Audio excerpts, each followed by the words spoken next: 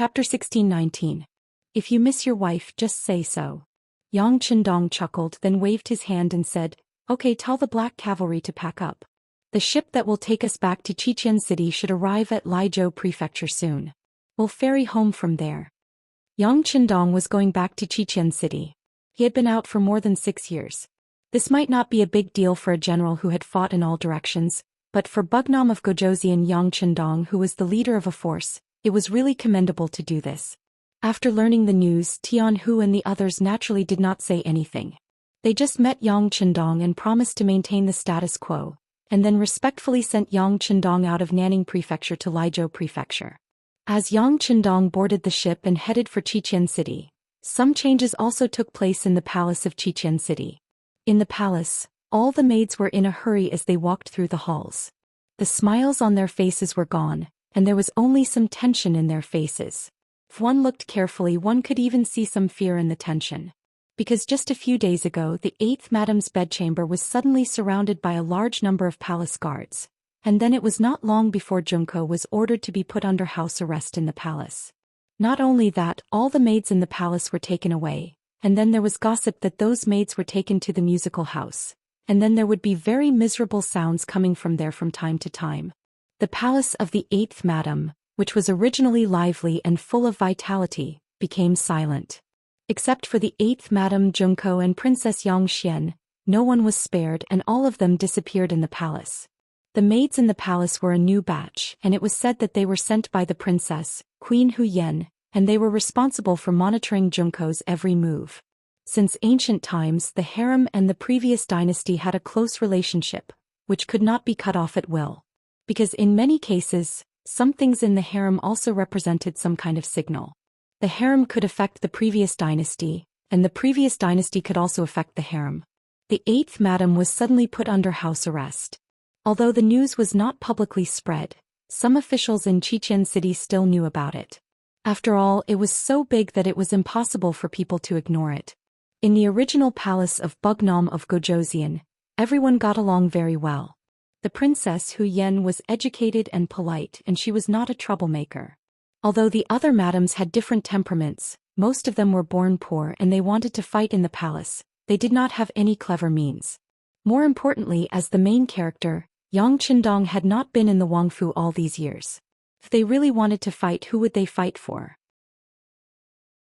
Therefore, the harem of the harem in Bugnam of Gojoseon Earth was the most peaceful palace. Nothing had happened in all these years, but they never expected that this incident would be so big. They didn't even give a reason to the outside world. The princess consort suddenly took action, and the 8th Madame was put under house arrest. Of course, the so-called not giving a reason was because it was not publicly known, but most of the officials knew what was going on. That is, the 8th Madame, as a native of Japan, had pleaded with Bugnam of Gojoseon for the survival of the ninjas in her country. No matter what the reason was, at least in the eyes of outsiders, Junko had a part to play in it. But now the ninjas suddenly rebelled. Although they failed to assassinate Yang Qindong under the rock, their betrayal was exposed. The other 2 special ninjas, Kitamura and Yui Suzuki, also disappeared from the ninja base. This sudden disappearance of them from the 5-star Army's line of sight was enough to explain everything. They were now synonymous with danger and betrayal. Not to mention, more than a month ago, Bugnam of Gojoseon's 4th brother Yang Yang was assassinated in Nanjing, the capital of the southern Ming dynasty. After investigation, the 5 assassins were all ninjas. All of this proved that they were dangerous. As the 8th Madame Junko, who had pleaded for them, naturally couldn't get away from this matter. The 8th Madame was placed under house arrest, which made the palace that was usually very lively became silent. In a restaurant outside the Wang mansion, 2 middle-aged men were sitting and drinking. Because of their arrival, the entire floor they were in had been cleared. To be able to possess such authority, it was rare to see such a person in Crimson City. After all, this was the place where Wunan King's royal city was located. To put it in an exaggerated manner, the number of officials here was more than half of the entire Yang clan's territory. When there were too many officials, their power was naturally not that strong. But if one knew the identity of these 2 middle-aged men, then this matter was not strange. Everything was because these 2 had the surname Yang. One was called Yang Wu and the other was Yang Lu. That's right, these two were servants of the Wunan family. In the entire Yang family there were only 5 such family retainers.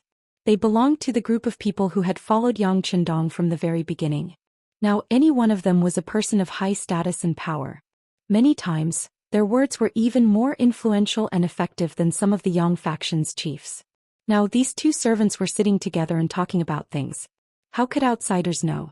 Any small matter that they talked about would cause a huge commotion if it was spread out. There's no need to be so formal. Yang Wu said with a smile as he took a bite of food. I'm used to it. Yang Lu laughed indifferently. Yang Wu understood Yang Lu's style. He knew that this person was prideful, lived a luxurious life, enjoyed life and liked power. So Yang Wu didn't say anything. Although doing this would have a negative impact if word got out with their status and most importantly, their relationship with their master Yang Chendong, they really didn't care about this little bit of impact. After all, if there was really someone who accused them in front of Yang Chendong just because they had booked an entire floor of the restaurant, they would at most be warned to be careful. However, whether the person who complained would be able to withstand the combined wrath of the 2 Yang family servants, that was something that they really didn't know. Yang Wu smiled indifferently and Yang Lu didn't take it seriously either. Back then he was reprimanded by Yang Chendong and even sent to the southern Ming kingdom to manage the intelligence department. Wasn't it because he was prideful and treated people to meals and received gifts every day? Since this impression had already been formed, so what if he went a little overboard? Not to mention Yang Lu had his reasons for doing this today. It was because some words could only be said in front of the 2 brothers. It was really not suitable to be spread out. 5th brother, is the 8th madam really under house arrest?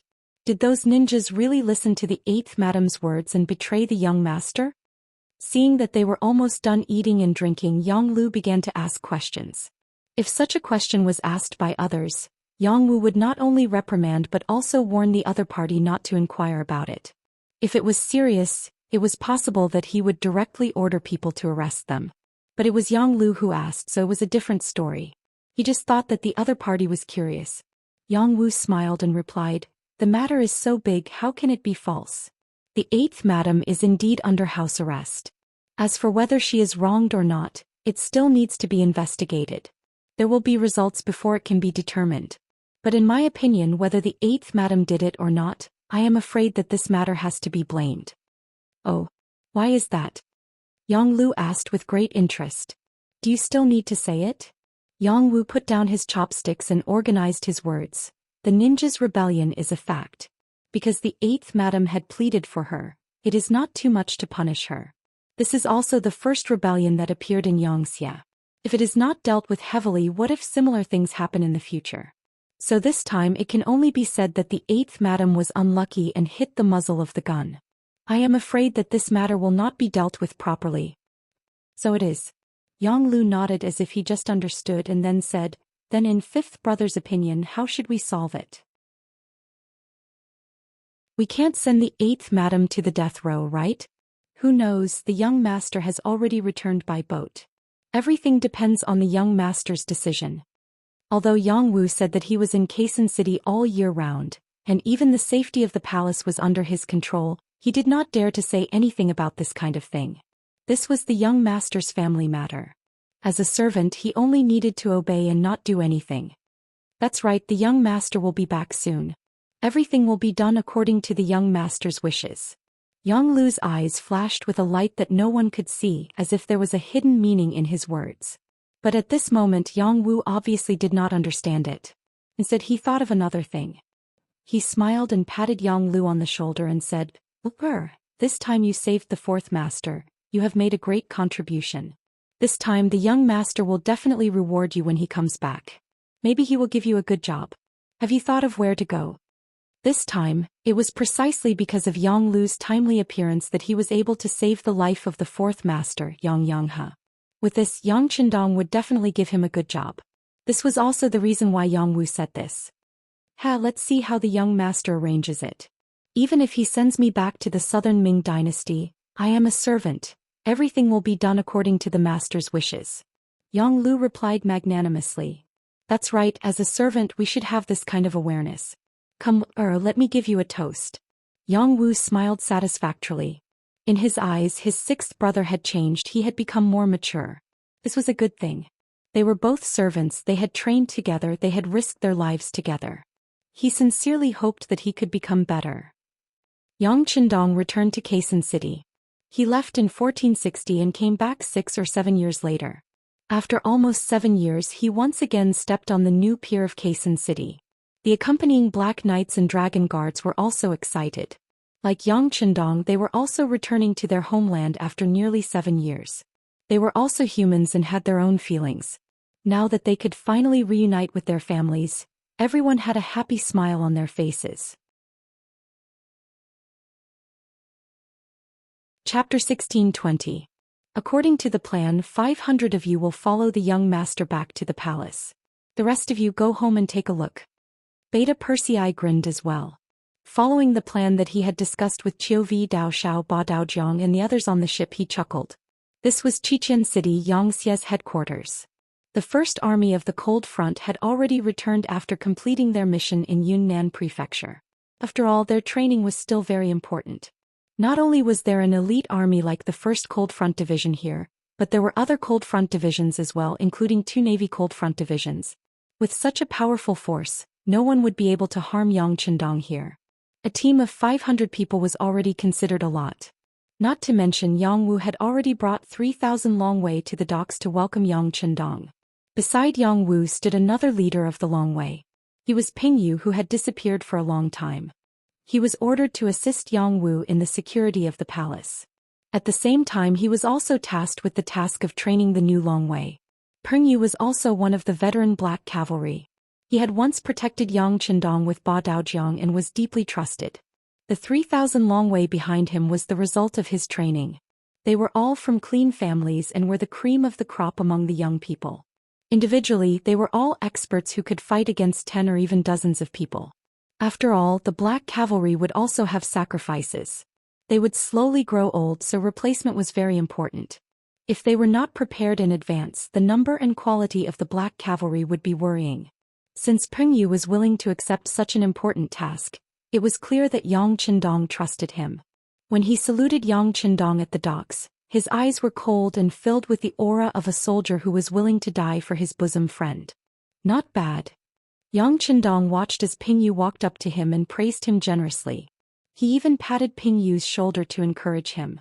Feeling Yang Qindong's big hand patting him, Ping Yu was very excited. He straightened his body and said, "Everything is what this subordinate should do. I only hope that the 6th young master can bring me along the next expedition. I also want to go to the battlefield to kill enemies." Pa, it's approved. Yang Qindong had always appreciated the general's willingness to unleash their fighting spirit without holding back. A general with vigor might not necessarily win a battle, but if he didn't even have vigor, it would be very difficult for such a general to win a battle. City Lord Zhou Xian also brought a group of civil officials to the pier to welcome the arrival of their king. Compared to the last time he saw Zhou Xian, he looked even older this time. Even his head was covered with white hair. Even when he walked, his footsteps were a bit unsteady. In history, this Zhou Xian, who had long passed away, had his fate completely changed because of Yang Qindong's arrival. He was now Xia's helmsman. It could be said that Xia could not be where he was today without Zhou Xian's efforts over the years. It was only in recent years that he became older and did not do everything himself like before. Instead, he put down his power and began to train young people like Wan Shaochen. But many times he still needed to make the final decision in the end. Yang Qindong had always been very respectful to this great hero. Without waiting for the other person to step forward, he took the initiative to walk over and extended his right arm. "Zhou Xian, the wind is strong by the sea, you don't need to come over. I'm welcoming our hero, our king." Zhou Xian, who was usually reserved, cracked a rare smile and said with a chuckle. Thinking back to when the two first met, Zhou Xian was filled with hostility towards Yang Qindong. He had even tried to impeach Yang Qindong. Later on, he was tricked into coming to Crimson City. He was also very unwilling, thinking that Yang Qindong was a traitor of the great Ming dynasty. Establishing his own faction would only weaken the strength of the great Ming dynasty, and he was courting his own destruction. But when he really began to understand Yang Qindong's thoughts and saw what he did, the old man slowly changed his view. Later, he began to wholeheartedly devote himself to it, truly thinking about the future of the Yang family. Now he was completely moved by Yang Chendong's actions. He also deeply understood a principle. If the Han people wanted to become stronger, they could only do so under the leadership of Yang Chendong. Yu Qian was not a stubborn person. This could be seen from how he commanded the defense of the capital in history. The reason why many people said that he was too straightforward was because he was not greedy as an official. This made many people feel that he was out of place. Just like when he was managing the entire Xianxia, many of his actions proved that he was a flexible person. Some of his ideas and actions also proved that some people could achieve great things as long as they were given enough trust. Yu Qian was indeed a person worthy of being entrusted with great matters. Whether it was his ability or his personal integrity, there was nothing to nitpick about. Thus, when he saw that Yu Qian was old, Yang Chendong could not bear to see him like this. He took the initiative to greet the other party and said that there were many things that he would need Yu Qian to handle in the future. Yu Qian happily replied, "Your Majesty, please be at ease.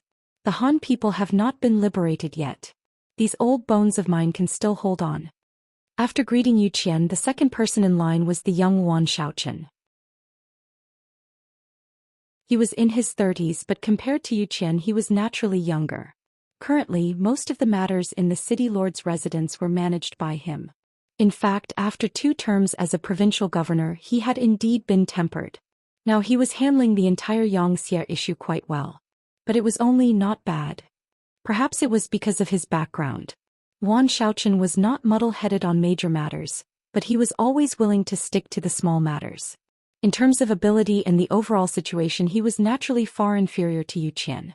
This time Yang Chendong returned to Qixing City to resolve this matter. Without Yu Qian to manage the specific matters, Yang Chendong decided to set up a cabinet. In the future, the major matters of Xianxia would be handled by the cabinet. "You are also not bad, but you need to continue to work hard." Yang Chendong looked at Wan Xiaoqian with a smile, as if he was praising him, but also as if he was reminding him. As soon as these words were said, Wan Xiaoqian's face immediately became a little ugly. He knew that his recent actions were somewhat inappropriate, and if he said that he had no selfishness in this matter, he was afraid that he would not believe it. This matter was referring to the matter of the 8th Madam Junko. Because of the ninja rebellion, Junko was put under house arrest by the imperial concubine Hu Yan.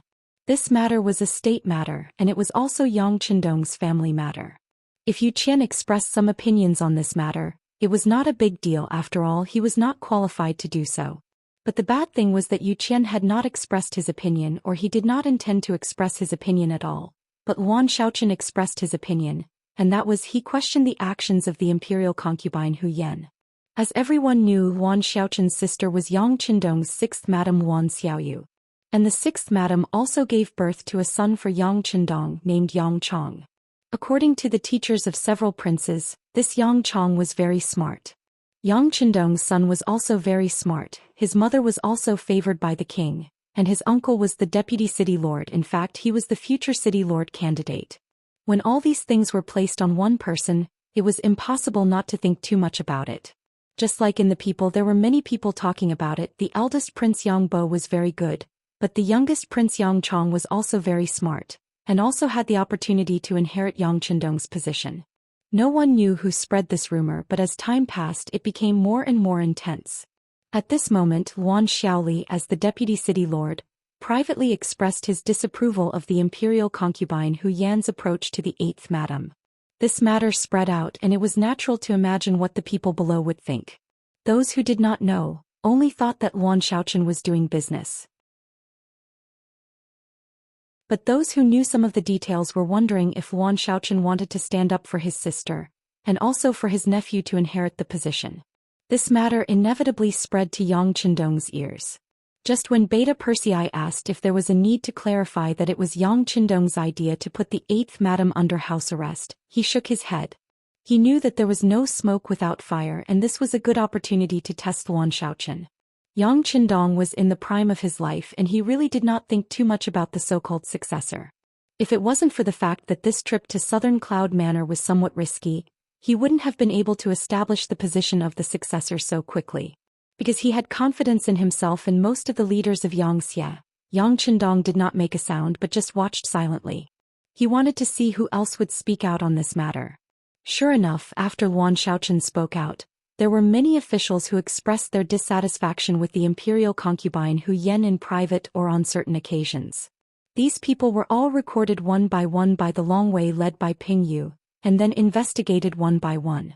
Because he knew that there was a traitor, Yang Chendong did not use any outsiders for this matter, and only arranged for Long Wei to do it. Under such caution there was really no news, but it also let more people jump out unknowingly. Yang Chendong's sentence just now that she still needed to work hard was an indirect reminder to Luan Xiaochen that there were some things that she still did not do enough. Of course, if the dragon guards hadn't investigated and found out that Luan Xiaochen didn't want to stand up for his sister or his nephew Yang Chong, and was just expressing his opinion from the bottom of his heart, and those who followed him were mostly speaking with a matter-of-fact attitude. If they didn't have any connections this time it wouldn't be a warning but a direct arrest. Where there were people there was Jianghu. There were conflicts in Jianghu. Yang Chendong had long known that this was unavoidable, especially when Xiaxia's plate was so big and there were so many officials, and the benefits were so great that countless people would be jealous. For their own selfish interests, it was inevitable that they would do something excessive.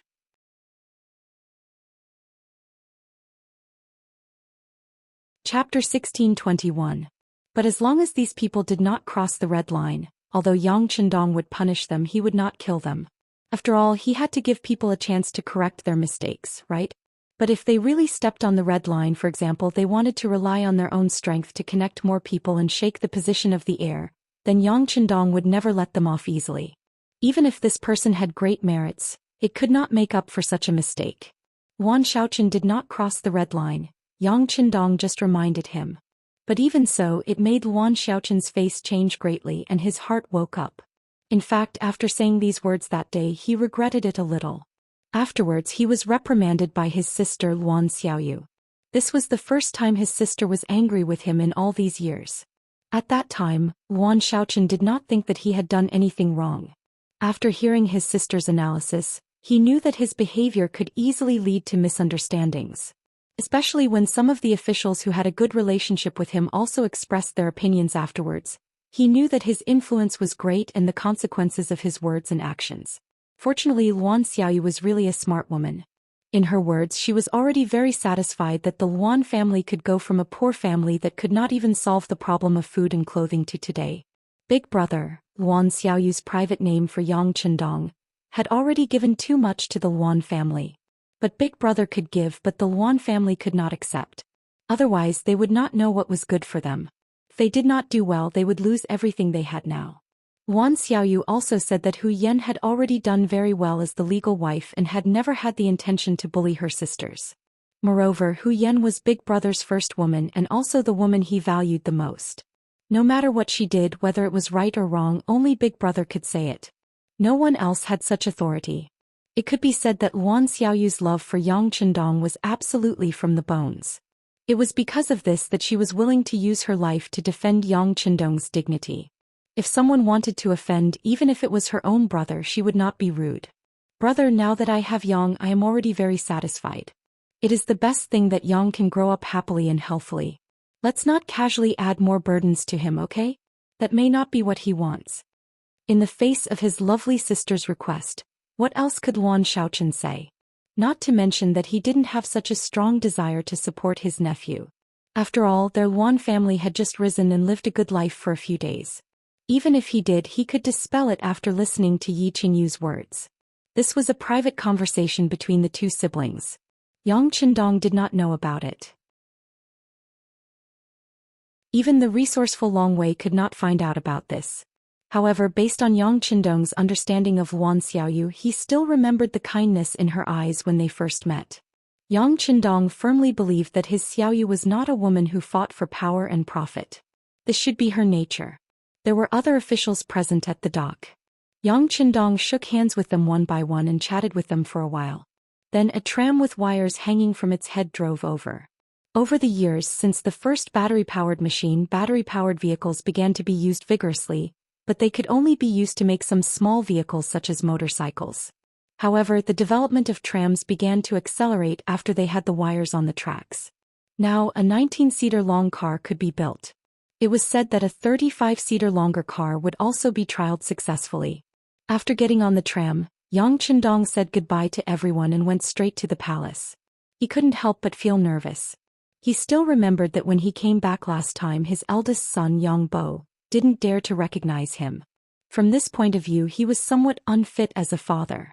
And now Yang Chendong, who already had many children, did not grow up with his children. Thinking about whether his children would recognize him when they saw him, whether they would call him father, or whether they would simply reject him, he actually felt a little uneasy in his heart. The tram moved and finally came to the palace. Here Hu Yan had been waiting here for a long time with a group of princesses and children. When they saw a group of black cavalry dragon guards protecting a tram in the distance, everyone couldn't help but stand up straighter. The tram stopped and Yang Chendong was the first to step out of the tram. It only stopped for about 2 or 3 breaths of time, and his eldest daughter Lei trotted all the way to him. As the eldest daughter, Lei was the king of the children. She bragged more than once about how close she was to her father in front of her younger brothers and sisters. In this matter Yang Bo had some right to speak, but he thought that he was a man and shouldn't be so pretentious, so most of the time he didn't speak, which allowed Lei to be in the limelight. Now that Yang Chendong finally appeared among the many children, the word father seemed to only appear in the mouth of others. Although their mother had taught them many times, the moment they really saw Yang Chendong, they were still a little scared and at a loss. Only Lei rushed over recklessly. Lei, who was already 14 years old, had already grown into a big girl. She had inherited the common good points of Yang Chendong and Xiaoyin and was very beautiful. When she rushed into Yang Chendong's arms, Bugnam of Gojosian, who had faced 30,000 cavalrymen alone on the battlefield without batting an eyelid, was moved. He quickly opened his arms and hugged Lei. Then he quickly spun a few rounds, causing Lei in his arms to laugh non-stop. Father, Lei missed you. Lying in Yang Chendong's arms, Lei didn't forget to act coquettishly. Father also missed Lei. Yang Chendong said from the bottom of his heart. Then father, is Lei pretty? Looking at Lei's expectant eyes that flickered as if they could speak, Yang Chendong laughed loudly and played along. Of course Lei is pretty. Lei is the prettiest girl in the world. Father said so. Lei is the prettiest girl in the world.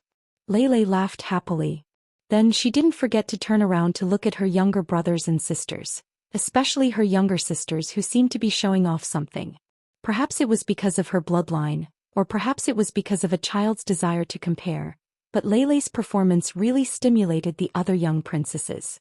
For example, the second princess Yang Nual, 4th Madame Dong Xianxiang's daughter, the third princess Yang Ting, 5th Madame Tuoya's daughter, and the 5th princess Yang Lin, 5th Madame Hu Yan's daughter, who was also 6 years old, immediately left their mother's arms and ran towards Yang Chendong. They seemed to want to prove themselves, to prove that they were the prettiest and cutest girls in the world. Seeing his 3 daughters running towards him, Yang Chendong quickly stopped spinning and put Lei down. But then Lei's voice rang in his ears. Father, I'm amazing, right? Look at how my younger sisters want to get close to you so quickly. Lei is so smart. Yang Chendong laughed and sighed in his heart. A 14-year-old girl already knew how to manipulate people's hearts. He had to admit that children born in the royal family matured faster than children born in ordinary families. Yang Chendong's arms were long enough, his arms were big enough, and he had enough strength. With his 3 daughters in his arms he didn't feel pressured at all. On the contrary, the 3 girls were at ease in his arms. The mischievous Yang Chendong even dared to stretch out her small hand to grab Yang Chendong's beard. When she realized that this father she met for the first time not only wasn't angry, but also intentionally made a funny face, she giggled and then wanted to repeat her actions. If not for Hu Yan's quick reflexes, Yang Chendong's beard would have been pulled out in a short while. The madams took over their respective daughters. Next, it was time for the boys to greet each other. The first to bear the brunt was the eldest son Yang Bo. He, who was already 11 years old, appeared to be very calm. Although he also wanted to be close to his father like sister Lei, he knew that he was a boy and also the eldest son. It was not appropriate to do so. So when he saw Yang Chendong in front of him, he suppressed his excitement and stood there quietly. He bowed and said, "Child Yang Bo greets father." Yang Chendong was very satisfied with Yang Bo's calmness.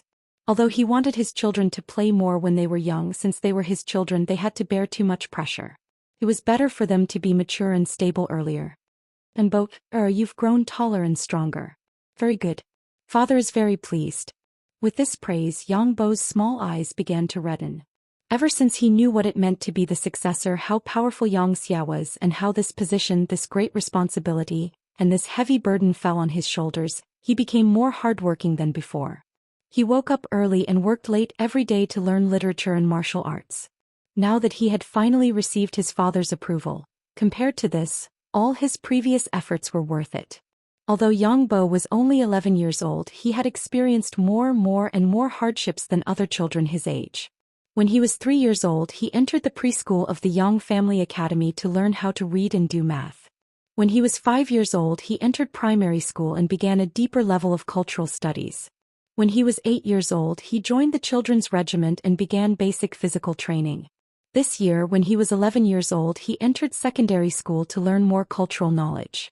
Next year, he was preparing to enter the youth regiment from the children's regiment, so he began to experience real training to deal with local security.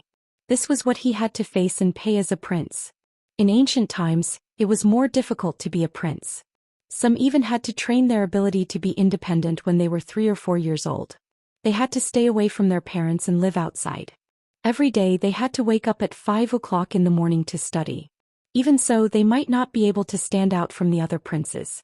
This was because in the end it still depended on talent, how much the emperor liked you and how much luck you had. Otherwise, it would be very difficult to ascend to the throne.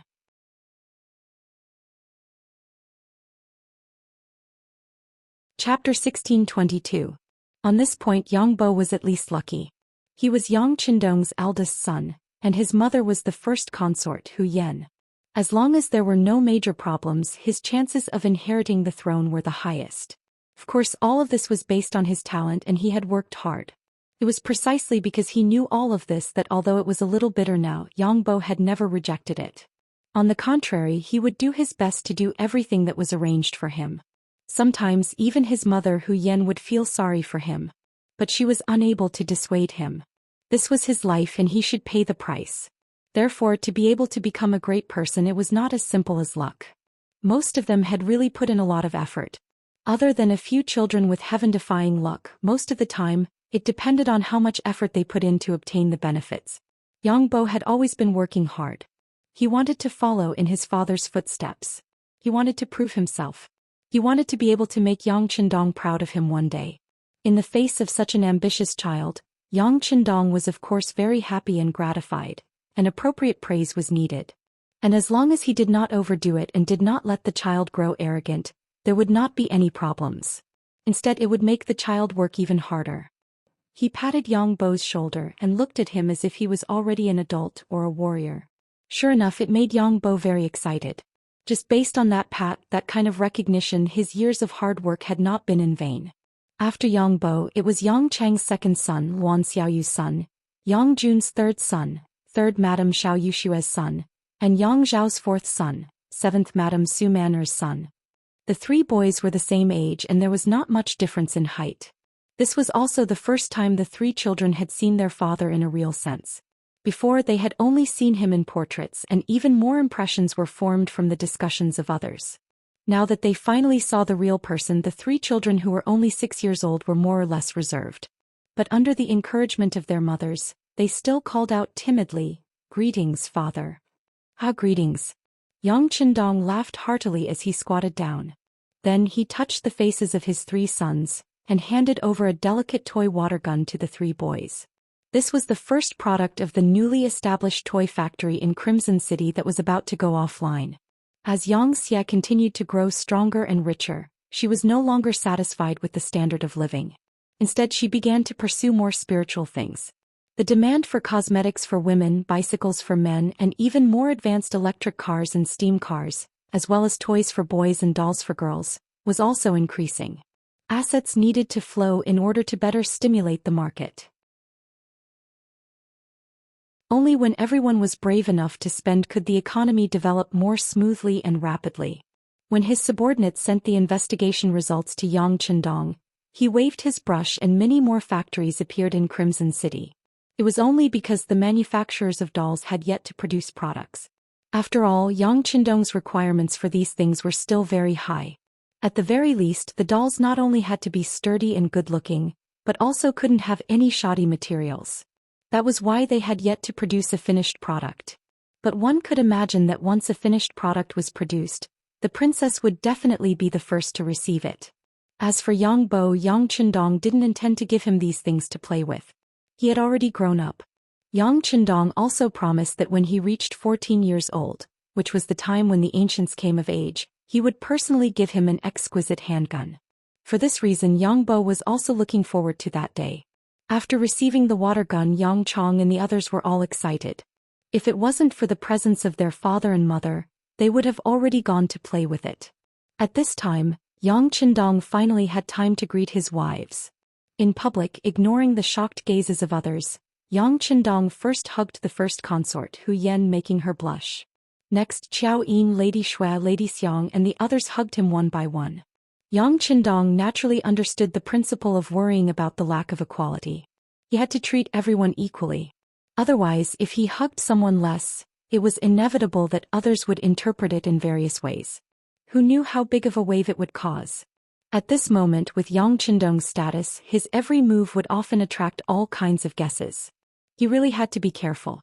Yang Qindong finally stepped into the palace and participated in the welcoming banquet prepared for him by the first Madame, Hu Yan. For a moment, the palace became lively again, as if the incident with the 8th Madame didn't happen. Yang Qindong's return caused the entire palace to become festive and lively. However, in one of the chambers in the palace, a woman was sitting on the edge of the bed with a cute girl in her arms. The woman's figure was very good and her skin was very white. If you looked closer, you would see that she had a beautiful face. The only flaw was that her eyes were a little red and swollen. If you looked carefully, you could see 2 streaks of tears slowly flowing down from the corners of her eyes. She was the 8th Madame Junko. Although she was a princess of the Japanese Empire, there had always been a tradition in the Japanese Empire that the husband was the leader, and the husband was the sky. It was said that once a woman got married, she had to put her husband first and foremost. Junko was no exception to this. Since she married Yang Qindong, she really regarded him as the sky. Especially after Yang Qindong helped her avenge her father, mother, and brother, her heart was only left with Yang Qindong. It wasn't until after she gave birth to little Yang Qindong in her arms that she found a new comfort in life when Yang Qindong wasn't around. She usually accompanied little Yang Qindong as she grew up, and then taught her what she had learned in the Japanese Empire. The rest of the time she waited for news of her king Yang Qindong and looked forward to his return. Such a woman didn't care about anything in the world, let alone the Japanese ninjas. She didn't even know where they went. But now, the ninja first assassinated Yang Qindong and then assassinated Master Xianxia and almost succeeded. After the incident, Junko, who had spoken for the ninja, was implicated and put under house arrest in the palace. All the personal maids were sent away, and at this moment, there were only some new maids and her precious daughter little Zhou Xian, who she didn't know. Even so, Junko never gave up. At this point, it had to be said that this was related to Junko's education since childhood. She was full of tenacity and believed in her innocence. She was waiting for the return of Yang Qindong. She believed that on that day her identity would be revealed. And today Yang Qindong returned. Junko also deliberately dressed up because according to the rules she could welcome her king at the gate of the palace. No matter what, she was still the 8th wife of Bugnam of Gojoseon, and this identity hasn't been erased. When she finished preparing everything and dressed her daughter little Zhou Xian beautifully, she suddenly received word from Hu Yan that there was no need for her to attend the welcoming ceremony, and that it would be better for her to reflect on her mistakes in her chambers. At this moment, Junko couldn't stop her tears from flowing. But she didn't resist because she knew that Hu Yan, as the legal wife, had the power in the entire palace. This sister of hers didn't express her opinion on ordinary matters, but once she did, no one could doubt her authority. With a face full of disappointment, Junko returned to the palace. Then Junko found that the way the maids looked at her changed from disrespectful to somewhat disdainful, especially the head maid sent by the higher-ups Tui Xiu, who directly showed a look of disdain in her eyes. Every princess has a personal maid. Such maids generally follow them for the longest time, and they are also the ones who know their hearts the best. Usually they also serve as mentors. For example, the head maid of Junko was Miko, the former spy of the CIA, who later broke into the palace of the Japanese Empire and saved Junko. Because they had gone through life and death together, Miko knew Junko very well and some things were properly arranged, which made her very satisfied. But since the accident, Miko was also taken away and no one knew where she went. In exchange, Cui Shiro, the female head maid who looked good, but there was always a flash of fierceness in her eyes, which made people dislike her. It was said that she was recommended by Brother Yang. It was said that Cui Shio used to be a spy of the CIA, but because of an injury, it was not so convenient for her to move around, so she asked for a job in the palace. Now she didn't know what kind of luck she had, but she was valued by Brother Yang and became the head maid of her own palace. Perhaps it was because everyone knew that she was recommended by Brother Yang, so everyone in the palace was very respectful, so Cui Shio felt a little bit like a servant bullying the master, and now she was giving Junko a bad attitude. If it were the side concubine of Class 1, she would have already made a scene, or at least let more people know what happened to her. But Junko didn't. Instead, she still did what she should do as if nothing had happened. The only thing was that she was not as willing to speak as before. All this was because Junko believed in Yang Chendong, believed in her king, and believed that her wise king would investigate everything clearly and give her justice. Because of this, no matter what kind of attitude Cui Shio had towards her, she didn't say a word. She just sat by the bed holding little Zhou Xian motionless. The sky gradually darkened, and the banquet in the palace was also coming to an end. Yang Chendong seemed to have drunk a little too much because he was happy. With the help of concubine Hu Yen, he went to concubine's palace. The banquet naturally ended, and the other side concubines also returned to their respective places with their maids. The palace became quiet again.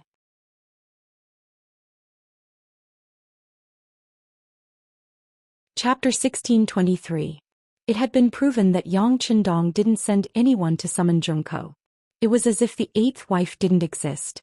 This made the maids who originally had hope become disappointed. Many of them began to look at Junko with a trace of contempt like Cui Shio. People were like this. When you were in power, even a fart would be fragrant. On the contrary, when you lost power, no matter how well you did, you wouldn't hear a word of encouragement or praise. This was especially true in the harem.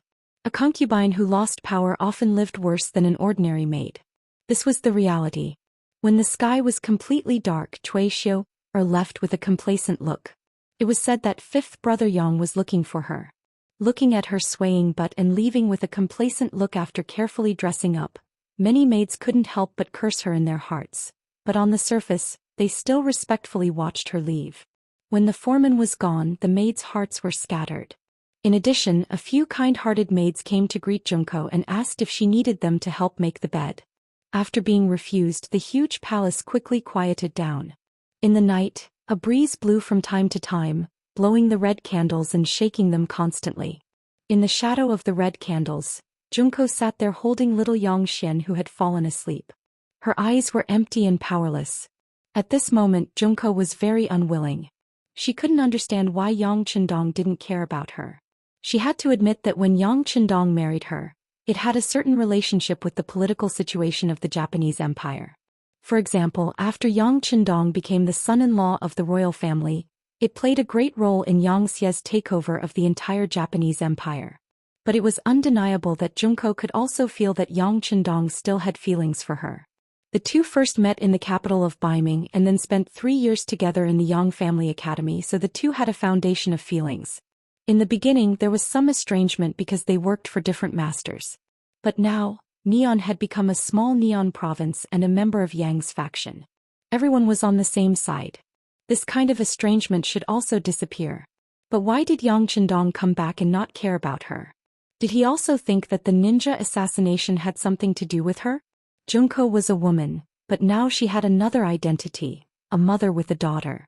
Her heart only cared about Yang Chendong. She had long forgotten about restoring the original prosperity of the Japanese Empire. With the current strength of Xianxia, if the Japanese Empire, it would be self-destruction. Moreover, over the years the population had been constantly moving out. There were probably not many Neon people left in their homeland. How could they talk about independence? This was a fact that everyone could see, so why didn't Yang Chendong see it? If he had seen it, why didn't he ask about it when he realized that she wasn't in the welcoming party or at the welcoming banquet? Or was it because he was tired of her? Or was it because he had used her? Now was the time to draw a line? Junko couldn't figure it out. The more she thought about it, the more she thought about it. The more she thought about it, the more she thought about it. Her mind was full of bits and pieces of her time with Yang Chendong. Tears unconsciously flowed down her cheeks and fell on little Zhou Xian, who was sleeping soundly. Hey, it's fine if you don't care about your body, but why do you have to drop your tears on Xian? Aren't you afraid of waking her up? Let me tell you, children need to get enough sleep so they can grow more cute and beautiful. A voice suddenly sounded beside her, but Junko, who was in her own world, didn't seem to notice it. She thought that she was hallucinating because she could hear that it was the voice of the king that she had been thinking about day and night. Haha. After a bitter laugh, Junko muttered to herself, even the king doesn't care about me, why should I care about myself? Nonsense, who said that this king doesn't care about you? The voice rang in her ears again, but this time, it was so clear and real that Junko couldn't help but turn around. Then she saw Yang Chendong standing beside her, full of energy and vigor.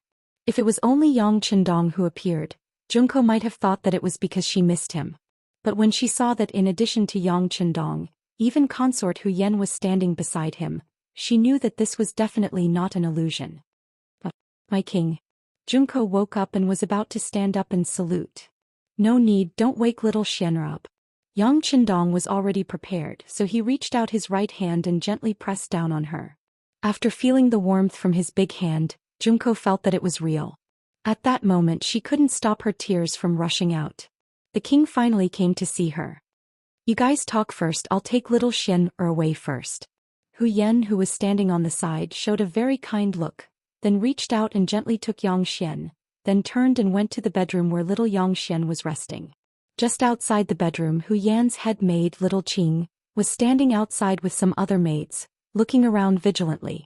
Although they didn't know why the king and consort wanted to visit the 8th madam's bedroom in the middle of the night, they knew that what happened tonight couldn't be known to outsiders. Otherwise, there wouldn't be Long Wei hiding in the dark outside the bedroom. Fortunately, the 8th madam had lost her power, so all the maids had gone to rest and no one was waiting in front of her.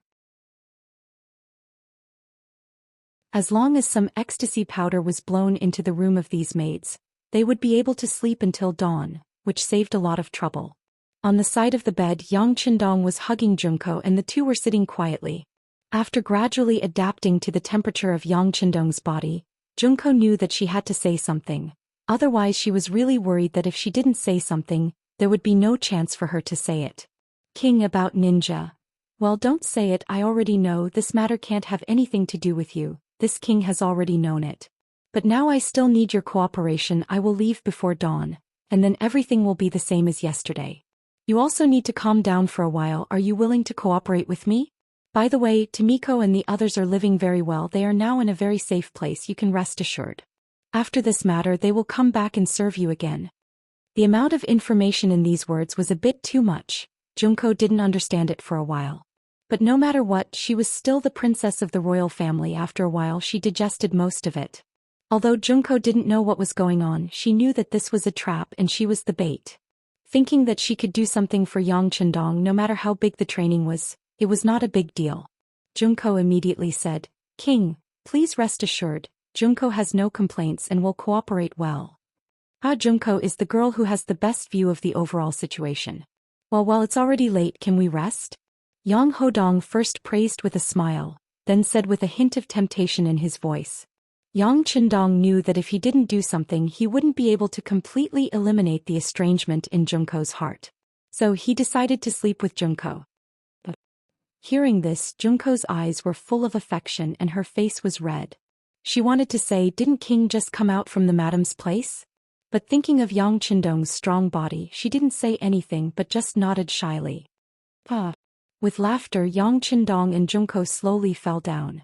Then the gauze was slowly put down.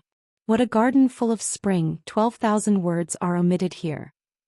In a courtyard with 4 entrances outside the palace. The sky slowly brightened, the servant Yang Wu put on his clothes and walked into the courtyard. After practicing a set of martial arts, Tui Xiu came out of the room. her face was flushed and it was obvious that she was full. She was holding a basin of warm water in front of Yang Wu. "Brother Wu, you must be sweating, come wash your face." Looking at the towel handed by Cui Xiu, Yang Wu smiled, then pinched her flushed face and took the towel and began to wipe his face. While Yang Wu was wiping his face, Cui Xiu asked casually, "Brother Wu, the sixth young master is back. Should I continue to work at the madam's place?" Suddenly putting down the towel, Yang Wu's face was a little cold. "Xiu, I'll warn you again, you can only be called king, you can't even call him king. How can you call him the sixth young master? In the entire Xianxia, except for a few servants who can call Yang Qindong young master, those who are closer to him can call him the sixth young master, and those who are farther away can call him king, but most people have to call him king. This is the rule, no one can question or break the rule." Yang Wu's face changed and Cui Xiu was also shocked. Then she whispered, "Yes, Xiu overstepped." Seeing that Cui Xiu's attitude was good, Yang Wu decided to let her go. Then he said, "The young master is back, but he didn't go to see the eighth madam, so you should do what you should do. But remember, master and servant, no matter whether the eighth madam is guilty or not, only the young master can make the decision. As servants, we can't do anything that goes against the master, otherwise the consequences will be very serious, understand?" "Yes, Xiu understands." Cui Xiu quickly agreed. "Well, it's getting late, you should go back to the palace. Although our relationship is here and others won't say anything publicly, we still have to be self-disciplined."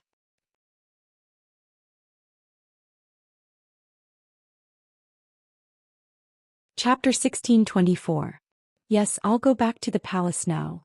Cui Xiu quickly bowed and then stepped out of the small courtyard. After leaving the small courtyard, she suddenly looked back and said in her heart, "When you were sleeping with me, you were so anxious. Now that you're done, you want me to go back and serve others. Yang Wu, you're just like this.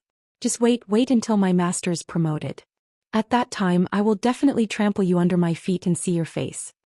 With a trace of anger, Cui Xiu returned to the palace and went to the eighth madam's bedroom.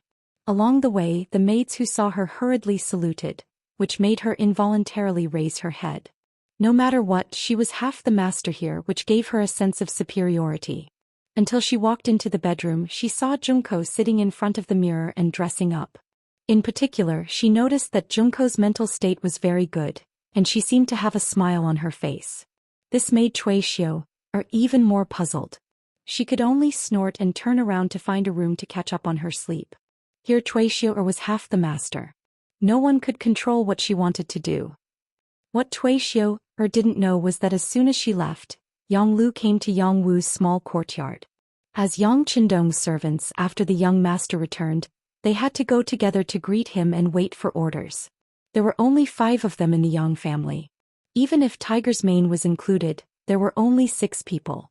It was because they were talented that they showed their noble status. But this kind of nobility was only in front of others. In front of Yang Qindong they were still servants. "You're here, then let's go." Yang Wu saw Yang Lu appear and smiled. "Let's go, fifth brother." Yang Lu also smiled. But what he didn't notice was the forced and painful smile in Yang Wu's eyes. As the guard of Crimson City, Yang Wu naturally had his strengths to be chosen here. Although no one said anything, he had a bad feeling about this. Yang Qindong woke up early in the morning and had breakfast in Hu Yan's princess consort's palace. He even held little Yang Lin and fed her a few mouthfuls of food before leaving with a satisfied laugh. When he saw that Beta Persei, Yang Wu and Yang Lu were already standing in the courtyard waiting for him, he waved his hand. "Let's go to the city lord's mansion." The so-called city lord's mansion had already become a 9-story building. However, the real office space was only on the bottom 8 floors. The 9th floor was reserved for Yang Qindong. This was what the ancients called the 9 and 5 Supremes. Not everyone could use the 9th floor. Outside the city lord's mansion, Yu Qian, who had already received the news, was waiting here with Wan Shaochen and the others. Each of them had a look of anticipation on their faces. Because according to the past habit, every time the 6th young master appeared here, he would give very important pointers. Often, after these pointers became reality, the strength of the entire Xianxia would unknowingly rise to a new level. Everyone was waiting for Yang Qindong to appear and for his new instructions. This time Yang Qindong did indeed have new instructions, and that was to establish a cabinet. Xianxia was getting stronger and stronger, his territory was getting bigger and bigger, and there were more and more things to do. It was already insufficient to rely on the city lord's mansion to solve all the problems, so the cabinet came into being. They would help share some of the important things and make important decisions. Unlike the cabinet system of the Great Ming Dynasty, Xianxia's cabinet had a total of 9 people. Usually, everyone was in charge of something. Once there was a problem that could not be solved, the 9 people would vote according to the principle of the minority obeying the majority to make the final decision. If there was an abstention vote and the result was an equal vote, then Yang Qindong would make the decision. Most of the time, Yang Qindong would not interfere too much with the cabinet's affairs. In order to avoid a situation where the cabinet had too much control, the management of the military was not within the scope of internal discussion. The military was independent and even the logistics were the same. This was the only way to ensure that even if the cabinet was controlled by someone else in the future, the military would still be in the hands of the royal family. This would ensure that the royal family could turn the situation around, and it would be as easy as flipping a hand. Yang Qindong sat in the large conference room of the city lord's mansion. When he announced this decision face to face, the officials below were silent. Many of them showed excitement in their eyes. In fact, this was understandable. When Yang Qindong was not there, the final decision of Xia's affairs was in the hands of the city lord's mansion, which was equivalent to being in the hands of the city lord. Yu was worthy of being the boss. However, because this person was wholeheartedly impartial and never showed favoritism, there were many things that people wanted to intervene in, but they could not have the right to speak. Now the cabinet system was implemented, which was equivalent to decentralizing the power in Yuqian's hands. So they had more opportunities to intervene in government affairs. Of course, everyone was happy. Now these people were thinking about who would be the first batch of people to enter the cabinet. Naturally, the low-ranking people did not think much about it, but they hoped that the officials they were familiar with could enter the cabinet. This was equivalent to having a strong backer. Among the people present, the one who was most disappointed was Luan Shaochen. As the first deputy city lord, he was going to take over from city lord Yuqian, but now that the cabinet system was introduced, his power would be greatly dispersed. For a moment, Luan Shaochen couldn't help but think of his private statement on the matter of the 8th madam. Was it because of this that it provoked the dissatisfaction of the 6th young master, so the cabinet system was introduced? This was Luan Shaochen's thinking too much. Yang Qindong had thought about the cabinet system for a long time.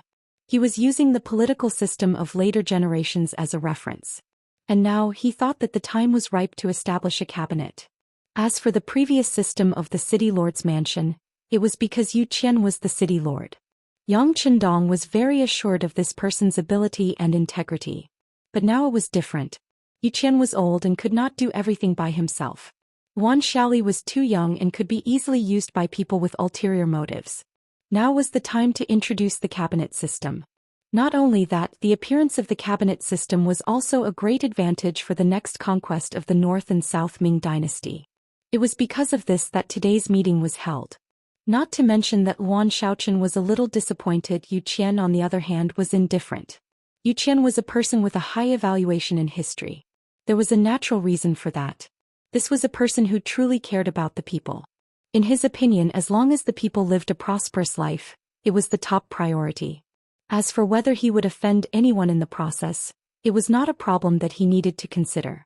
Now the emergence of the cabinet system represented a more mature sign of Xianxia. How could he refuse? Not to mention that he also knew that he was old and could not stay in the position of the city lord's mansion for long, so naturally, there was no sense of loss. Then again, no matter what the people below thought, this matter was decided by Yang Qindong, so it was useless for others to doubt it. This was not a democratic era but a period of imperial power. As the king and founder of the Yang faction, as long as Yang Qindong decided on something, the others would have to obey his orders. Well, next I will announce the first batch of people to join the cabinet. Seeing that the discussion below gradually became quiet, Yang Qindong reached out and took a piece of paper with a list of names recorded on it. In an instant the meeting became quiet. At this moment, it was most appropriate to describe it as a pin-drop silence. In the quiet big conference room, only Yang Qindong's unusually calm voice sounded. Cabinet Leader Yu Qian. The first name was read out, but it did not cause any waves because everyone thought that this was a normal thing. Next, Yang Qindong paused and continued to read, Wan Xiaochen. Wan Xiaochen, who was sitting there and still a little nervous, couldn't help but breathe a sigh of relief after hearing his name. He was really a little nervous because he was worried that his previous actions had caused the dissatisfaction of the sixth young master. So, even if he was not a cabinet member, it was normal. If that was the case, it meant that he was completely removed from the ranks of the high-level cadres.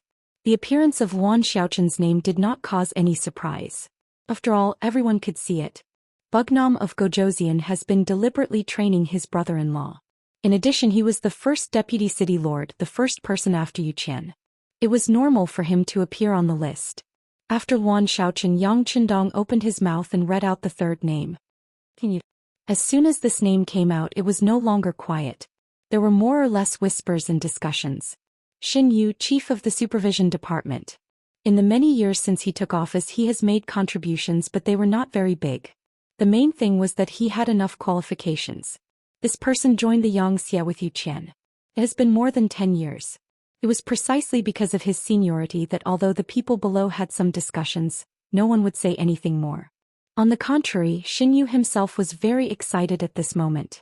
After his name was called, he got up and walked straight to the rostrum like Yu Qian and Wan Xiaochen. Xin Yu's age was not young. He was only 3 years younger than Yu Qian. But who says that you don't have ambition when you're old? It was good to be able to exert their remaining energy. Presumably, it was not only Xin Yu who thought this way. Many old chiefs of various departments would also think this way. Even in the present day, this kind of thinking was still mainstream. After Xin Yu, Yang Qindong called out Wu Qian's name. Wu Qian, chief of the anti-corruption department. His name and his name could be said to complement each other.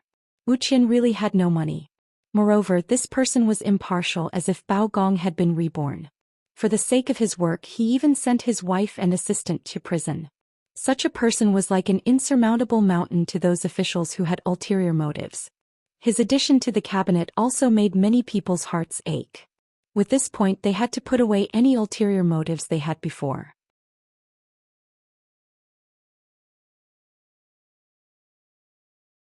Chapter 1625. Wu Qian, whose name was called, didn't have any excitement. He stood up indifferently. As far as he was concerned, whether he joined the cabinet or not, he would still continue to work. It was just that joining the cabinet meant that Yang Qindong trusted him more, which made him a little excited. Just like Yu Qian, the longer he followed Yang Qindong, the more he saw Xia's rapid changes, and the more he was influenced by Yang Qindong's personality. To be recognized by someone he admired was a happy thing no matter how he looked at it. After Wu Qian, Yang Qindong called the fifth name, Long Tainan. This time the discussion below was even louder and it couldn't be hidden. Long Tainan was just the chief of public security. To put it bluntly, he was just a person who maintained social security. How could he join the cabinet? In terms of qualifications, he was very shallow. Even when he was qualified to be the chief of public security, many people were skeptical. But now he actually became the first batch of members to join the cabinet. This greatly exceeded everyone's expectations. But then everyone remembered that Long Tianan's wife was Bugnam of Zhou Xian's seventh sister, and he had nepotism. For a time, everyone was relieved. Some people even thought that if Long Tainan could enter the cabinet with his qualifications, did that mean that they also had a chance? For a time, many chiefs of other departments, even the chiefs of important departments, had a look of expectation on their faces. They hoped that the next person to be called would be them. Long Tainan stood up. At this moment, he also had a look of disbelief. It wasn't until he saw Yang Qindong gently nod to him that he knew that everything was true.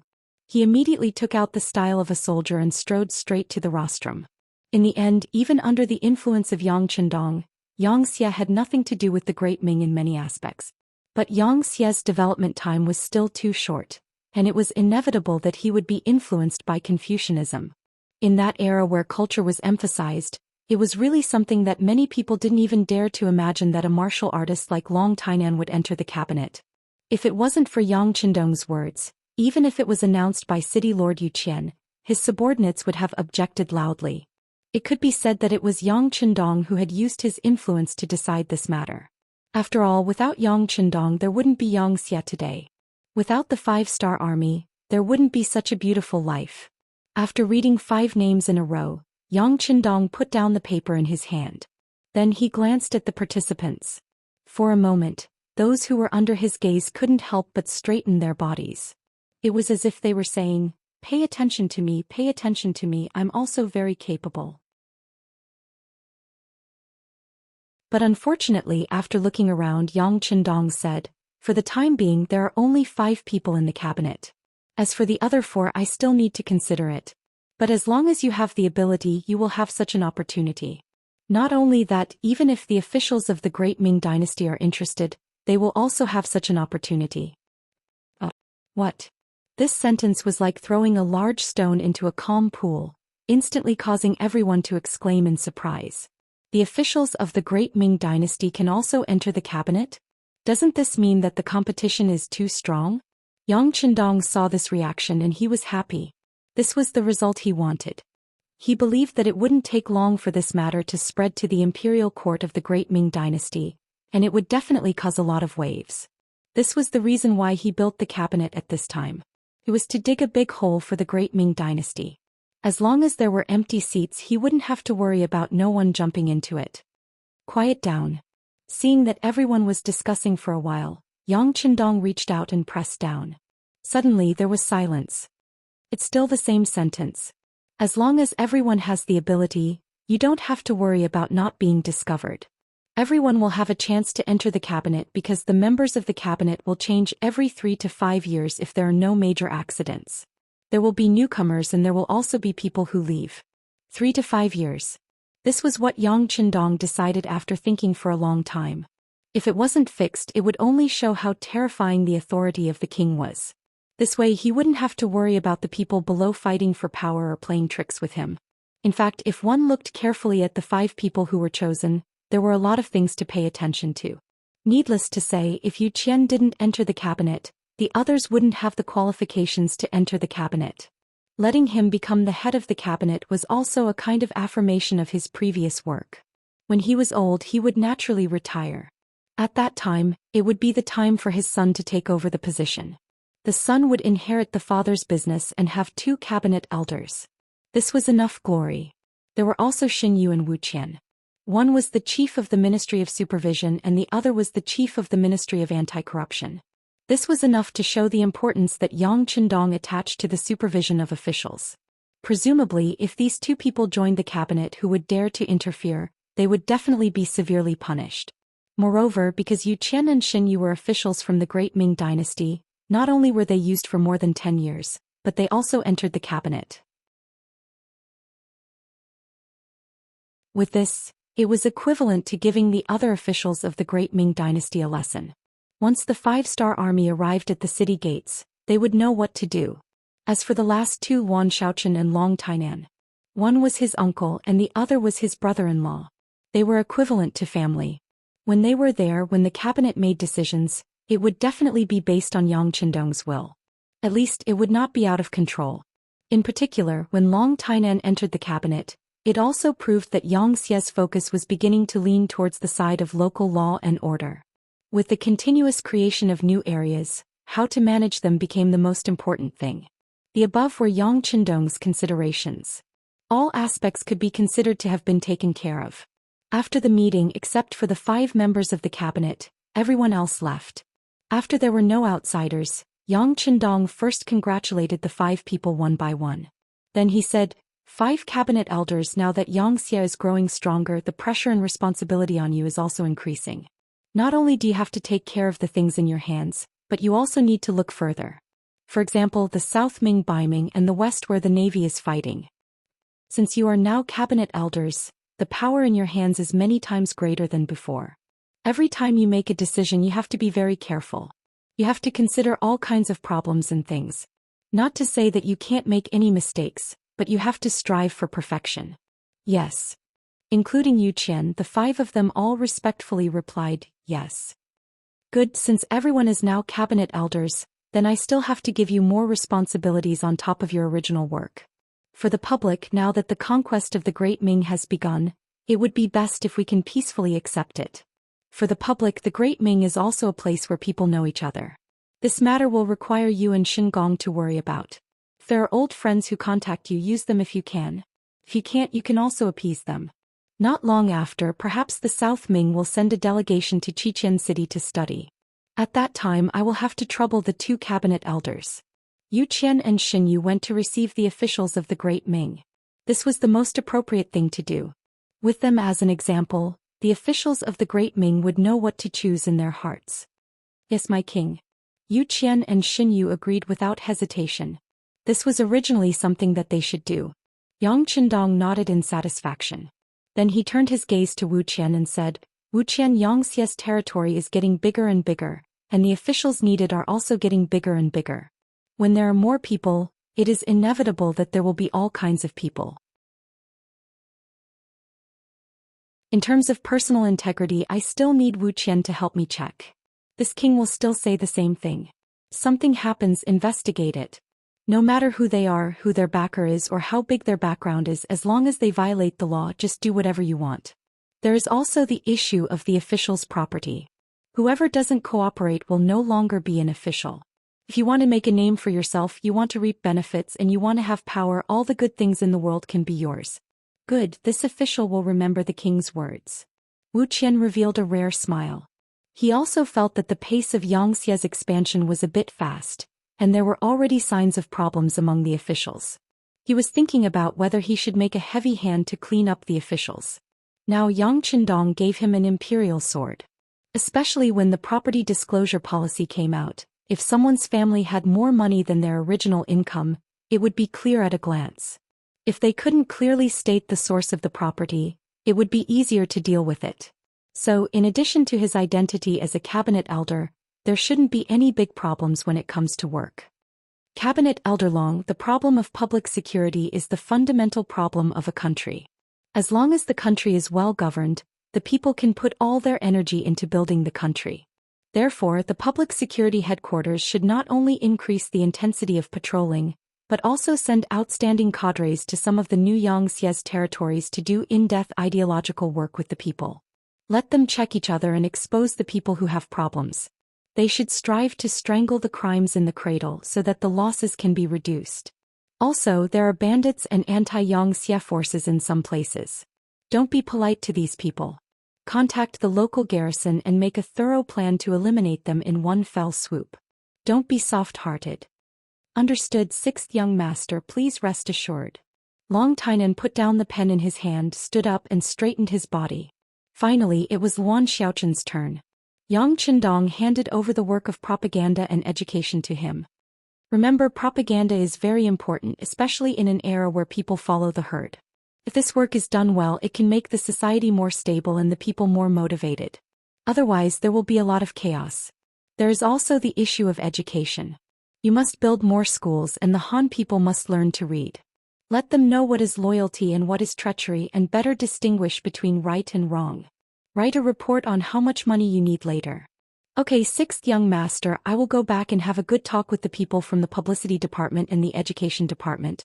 I will definitely do this well. Wan Xiaochun also quickly expressed his attitude. Wan Xiaochun was also very satisfied with managing these two major tasks. This proved that his words still had a lot of weight, and Yang Qindong still thought highly of him. When it came to work, he didn't have any worries. Brothers, Longzi's new book, Duke Ferocious, is already a little fat. You can go and slaughter it. Hehe. New book, Duke Ferocious. Please recommend, bookmark, click. During the new book period, please support Longzi, thanks.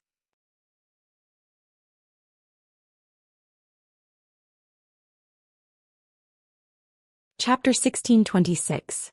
With the establishment of a cabinet and the appointment of 5 elders, the news quickly spread throughout the streets of Xianxia city. After Yang Qindong listened to some work reports in the city lord's mansion, he left and returned to the palace. Because of Yang Qindong's return to the palace, Yang Lu had some free time and returned to his residence in Xianxia city. The moment he entered the residence, the housekeeper Yang Ying welcomed him. Master, you've had a hard day. It's all right. Yang Lu forced a smile and said darkly. If there's anything, let's talk in the secret room. Very quickly, Yang Lu sat on a familiar chair in the secret room, drinking tea and listening to Yang Ying's report. Master Old Yuan has sent a message. He said that we are going to check his accounts. He is very nervous and asked when we will take action. I'm afraid he won't be able to hold on for long. After Yang Lu sat down, Yang Ying told him the news he had just received. He has the guts to take the money but doesn't have the guts to face the questioning? He's really a piece of trash. I shouldn't have worked with him. Yang Lu said. Yang Ying also nodded in agreement, but he still continued. It's just that Old Yuan knows too much, he can't get off the ship now. He also said. What did he say? Yang Lu asked unhappily. He also said that he has evidence of us. If we don't save him, we'll just die together. Yang Ying thought for a while and gritted his teeth. How dare he? As if someone had stepped on his tail, Yang Lu jumped up all of a sudden. He never thought that there would be a day when he would be threatened. Then send someone to kill him. But if he really has evidence, he must have a backup plan. If he dies, I'm afraid our matter will be exposed. Yang Ying replied worriedly. Yang Lu's originally annoyed expression immediately disappeared. That's right, how could someone like Old Yuan not have a backup plan? If he really wanted to have a falling out, the other party would definitely die and he probably wouldn't be able to escape. After pondering for a moment, Yang Lu sighed and said, then let's keep him alive for now. Send someone to tell White Fox to keep this Yuan guy in check. It won't be too late to deal with him after the dust has settled on our side. The White Fox that Yang Lu was talking about was the CIA's director in charge of the southern Ming area. As mentioned before, the CIA was organized by Yang Qindong's seventh wife, Su Man. At first he just wanted to give it a try. After all the information came from the Security Bureau. Not only could there be problems, but it was also incomplete. Since ancient times, the way of checks and balances had always been one of the methods that the Wuxia emperors had been most willing to use. As such, the CIA took advantage of the situation to rise. Moreover, because of the creator Su Man, the management of the CIA was dominated by women. This was to distinguish them from the Security Bureau and also to fill in the gaps. After all, most of the time women's hearts were more meticulous, and they would do things more comprehensively. Because of this, Xianxia's sources of information had always been very accurate. The final judgment would only be made after the final report from the Comprehensive Security Bureau and the CIA. For example, when Yang Lu was sent to Southern Ming to manage the intelligence work of the Security Bureau, he naturally couldn't avoid dealing with White Fox. The ambitious Yang Lu's first thought was to get rid of the White Fox, and it was not difficult to do so. The CIA was only good at gathering information, but in terms of hands-on ability, or in other words operational strength, they were far from the CIA. But then Yang Lu considered that even if he killed White Fox, the CIA would send more people. Perhaps Black Fox and Flower Fox would be involved as well. In the end, he gave up on the idea of killing White Fox and changed it to temptation. To be more specific, it was temptation. Yang Lu used himself as bait and put on a posture of pursuing White Fox. It didn't take long for him to successfully turn her into one of his own. Who was Yang Lu? He was one of the 5 servants around Yang Qindong. His hidden power was so great that few people in Xianxia could compare. It wasn't an exaggeration to say that as long as these family retainers didn't commit a crime of rebellion, even if they made a mistake, their lives wouldn't be in danger. This was because the other family retainers wouldn't watch their good brothers get killed. In other words, Yang Lu was a big tree. Once you relied on him, it was equivalent to having no worries for the rest of your life. White Fox was a woman and she would grow old. Now she was in a high position, but one day she would retire because of age. There had to be a place for her to go. Yang Lu was undoubtedly the best backer and candidate in her eyes, and the two could be said to hit it off. After sleeping with White Fox, Yang Lu revealed his ambition little by little. At first it scared White Fox, but she was already on the boat and now she couldn't get off. Moreover, God knew if Yang Lu would be in trouble if she exposed the matter. But one thing was for sure, and that was that she would definitely be in trouble. She couldn't compare to Yang Lu's brothers who had gone through life and death to plead for him. In the end, White Fox also became one of Yang Lu's subordinates.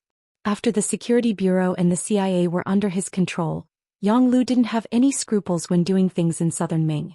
Soon he colluded with the local tycoon Yuan Qian, who was the old Yuan they just mentioned, and started a smuggling business. The goods produced by Xianxia every year were extremely popular. Many merchants hated that they received too little, or else they would have earned more. Zhou Xian was one of them. Among the merchants, Zhou Xian wasn't the most powerful, but he was sufficiently obedient. He became Yang Lu's spokesperson. With Yang Lu's name, it was naturally not a problem for him to obtain more goods from Crimson City. As such, the Yuan clan stood out from the crowd of merchants, and he would only receive 10% of the profits. The remaining 90% would go to Yang Lu. Again, Yang Lu's plan was huge. He needed a lot of money and he needed to bribe a lot of people to do things for him. Slowly, he took away 5% of Yuan Qian's profits, leaving him with only 5% of the profits. Logically speaking, this wasn't a small amount. However, the problem was that everyone knew that Yuan Qian had connections, and many poor relatives came knocking on his door. In order to not lose face in front of others, Yuan Qian could only puff himself up at his own cost. Slowly, many officials in southern Ming had their eyes on him, and the amount they wanted was not a small amount. Yuan Qian finally couldn't take it anymore. Thinking of the things he had done for Yang Lu, he demanded an exorbitant price. Not only did he want back the 5% that was taken away from him, he also wanted an additional 10%, which was a total of 20% of the profits. How could Yang Lu agree to this? The conflict between the two sides started to appear, and this was what Yang Ying reported. Yang Lu was quite relieved to leave the matter to White Fox. Not only did this woman have good looks, but she was also very capable. Otherwise, she wouldn't have become the director of the CIA in southern Ming. He was just a small merchant and he was confident that he could control him. Yang Lu also knew that there was a problem and he couldn't avoid it forever, so he had to hurry up. He couldn't help but look at Yang Ying and said, "Go to 4th Master Yang Yang's place and tell him this." Yang Lu returned to Crimson City and started to get busy. Establishing the cabinet was just one of the countless things he had to do. Next, he went to the People's Hero Monument and brought the 5 cabinet members to pay their respects. This was also the first time the 5 cabinet members made a public appearance, and it was to tell everyone that the cabinet was important and had great power. Next, Yang Chendong started to patrol the factories one by one. In terms of professional ability, Yang Chendong naturally couldn't compare to professionals. However, he had foresight and knowledge that exceeded this world by a few hundred years. Therefore, he either didn't speak or he could often add the finishing touch, making people feel enlightened. Crimson City was huge and there were many factories. If Yang Chendong wanted to visit all the large factories and departments, it would take a few months. During this time, the negotiations between Xianxia and southern Ming finally came to a conclusion. Facing the covetous eyes of the 5-star army, southern Ming, who wasn't prepared, finally chose to compromise. After Ma Dali and Xie Chong quarreled and argued, all the way until the 10th month of 1467. After more than 3 months of negotiations, southern Ming finally made a lot of concessions. For example, they allowed Yang Xie to open a bank in southern Ming, open a shop, and allow him to build a port in Fuzhou and other places near the sea. Ma Dali also represented Bugnam of Gojosian and said that Yang Xie and southern Ming would continue to be friends for generations. In the future, Yang Xie would continue to provide food to southern Ming, and the price wouldn't increase by 50%, but only by 20%, etc. Just like that, the relationship between the two sides went from being at daggers drawn to the current ambiguous relationship. This was really unexpected. After Ma Dali finished the final negotiations, he took a ship back to Crimson City and reported to Yang Chendong. In the political affairs hall of the palace, Yang Chendong said that he had worked hard and that things were done well. This made Ma Dali smile. As if he could see that Yang Chendong was in a good mood, Ma Dali took the opportunity to ask his question. 6th young master, the current situation is that our Yang Xie is very strong, and the 5-star army has recovered their fighting strength after 3 months of rest. Why do you still want to negotiate with southern Ming? Ma Dali wasn't the only one who wanted to ask this question. Many officials were also filled with doubts. This was because according to Yang Chendong's style of doing things, he had never negotiated with other countries, regions, or powers. If there was a disagreement, he would start a war. Sometimes he didn't even need an excuse. Yang Chendong knew that it was time to answer this question. Even if he didn't give an answer today, there would still be people who would ask tomorrow. In order to solve the problem once and for all, he said, war stems from politics and politics is higher than war. Whether a war can be won or not, it can't be measured purely from a military perspective. It also needs to be combined with political factors.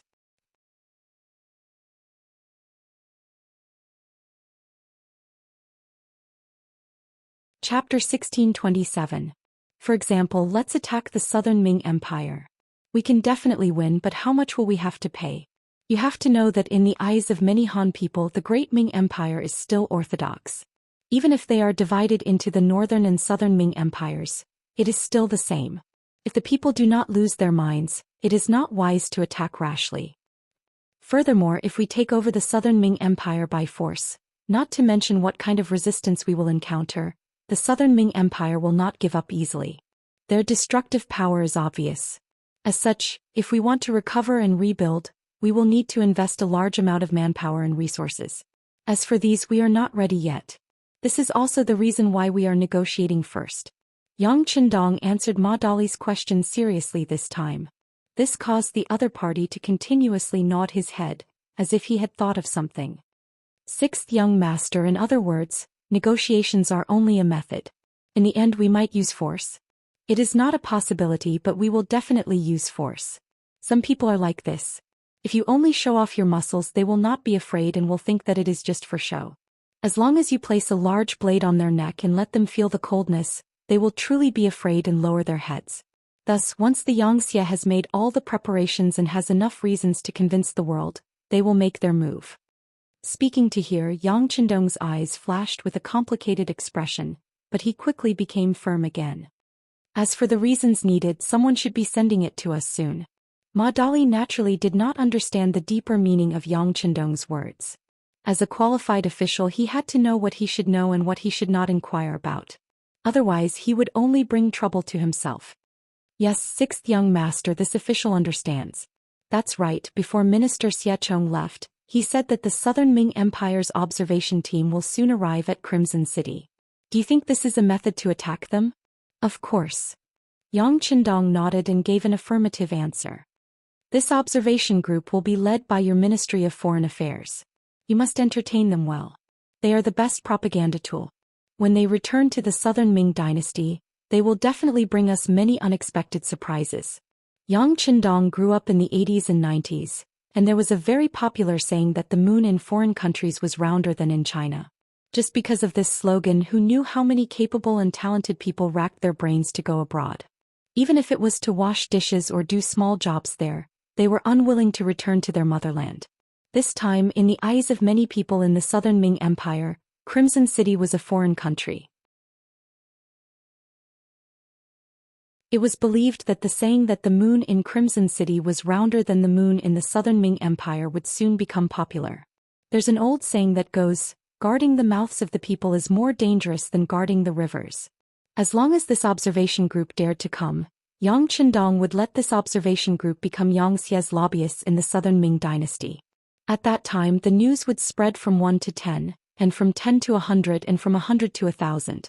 There would be a huge problem within the Southern Ming Empire, and this would be the best support for the next attack against the Southern Ming Empire.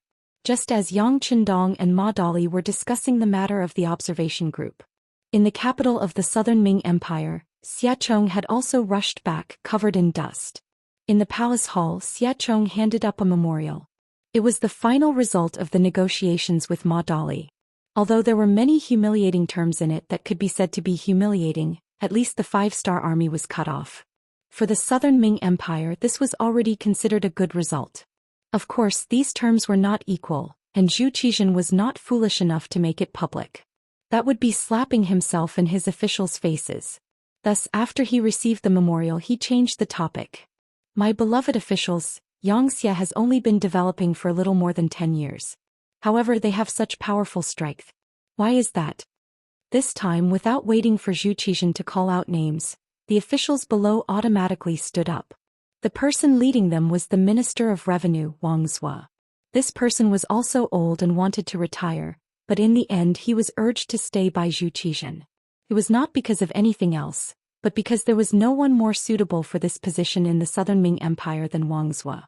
Money and provisions were important, and it was not reassuring to leave it to others.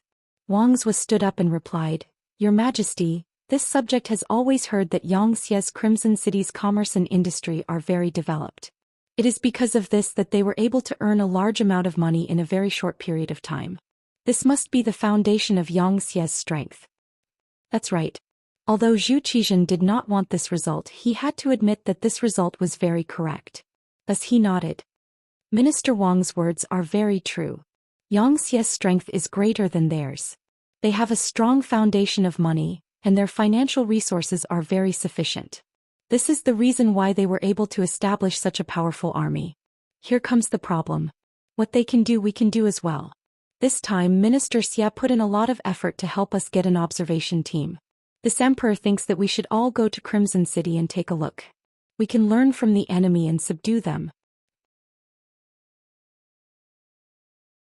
Zhou Xian credited the matter of the observation group to Xiacheng. In fact, it was Yang Qindong who suggested it. This was the emperor's power play. If it was Yang Qindong who invited everyone, they would only be grateful to Yang Qindong.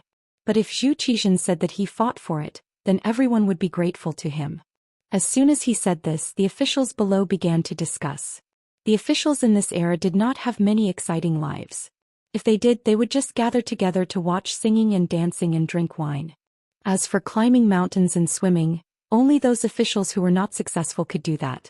Just like today's officials in the main hall, which one of them did not prepare for court at the 5th watch and enter court at the 6th watch. They woke up so early every day and some of them did not even have enough time to sleep, yet they still wanted to go and take a look. It was beautiful. But now there was such an opportunity to go out and take a look. It was a trip at public expense. Previously, there was news that Xianxia would pay for the entire observation group. This was naturally Yang Qindong's own initiative, because he still hoped that these people would become his propagandists and promote Xianxia's power. Naturally, when Zhou Xian said this, it was because he wanted Minister Xiacheng to fight for it. Regardless of the reason to be able to travel at public expense, it was said that Crimson City was very advanced, and there were many good things there, many of which could not be bought in the capital of the Southern Ming dynasty. Just based on this point, who would not be willing? For a time, many officials in the imperial court were eager to give it a try. They were all thinking about signing up as soon as possible after the imperial court ended. They did not want to be unable to sign up just because the quota was full. That would be too much of a pity. Zhou Xian agreed in principle that everyone wanted to go to Crimson City to take a look. Firstly, he wanted to let these people see how Crimson City developed and learn from it. Even if he couldn't learn the essence of it, it would still be beneficial to imitate it and learn it. Secondly, he wanted these officials to feel a sense of urgency. Looking at the development of Crimson City and then looking at themselves, wouldn't they feel guilty? Shouldn't I work hard after coming back? Not only that, Zhou Xian himself also wanted to go and take a look. Of course, it was only a thought. He did not have the courage. What if he went to Crimson City and was detained? He definitely did not have Yang Qindong's strength and courage to bring 500 black cavalry and rush into southern Cloud Manor, which had tens of thousands of soldiers from 3 provinces. After the court session ended, the officials who went to the Ministry of Rights to register quickly formed a long line. This made the host, Minister Xiacheng, happy but also worried. He was happy because there were so many people going. This made him worry that no one would be interested in going and that the Southern Ming dynasty would lose face. However, he was worried because there were too many officials. Would Xianxia agree? Sir, what should we do? Zhou Xian came to Xiacheng's side and asked softly. Clearly, this lively scene was far beyond his expectations. How about this? Quickly go to Xianxia's bank in the capital and see if you can contact Bugnam of Gozhouzian through them. Inform them about our situation and ask them how many people they can allow in the observation group. Okay, this official will go now. Zhou Xian did not dare to delay and ran out of the Ministry of Rights Yamen. Xia's bank in the capital had existed for a long time. This bank had always been in charge of the Southern Ming dynasty's grain transfers. As the left assistant minister of the Ministry of Rights, Zhou Xian had been here a few times and quickly found this place. He met the manager in charge and explained the situation. The manager was straightforward. He knew that this was a serious matter and hurriedly used the bank's radio station to report to the Crimson City cabinet. Fortunately, he did not have enough authority. Otherwise, he would have directly reported to Bugnam of Gozhouzian Palace. Originally, Zhou Xian thought that it would take a long time to get the news. Unexpectedly, in less than an hour, the manager came out and gave Zhou Xian 4 big words. There is no limit. When Yang Qindong knew that there were many officials in the Southern Ming dynasty, he was overjoyed. Why would he limit the number of people? If all the southern Ming dynasty officials came to Crimson City, he could even force them to stay. This way the southern Ming dynasty would become an empty shell. There would be no need to fight any wars. Of course, this was just a thought. Zhou Xian would not be so naive. After knowing that there was no limit, Zhou Xian happily turned and ran. When he returned to the Ministry of Rights Yamen and reported the matter to Minister Xiacheng, he was overjoyed. This was because when Zhou Xian was away, who knew how many people used their connections to find him and asked for a spot in the observation group. However, he did not know what Bugnam of Gojouxian's bottom line was. However, if he did not agree, he would easily offend people. How could he stand in the imperial court?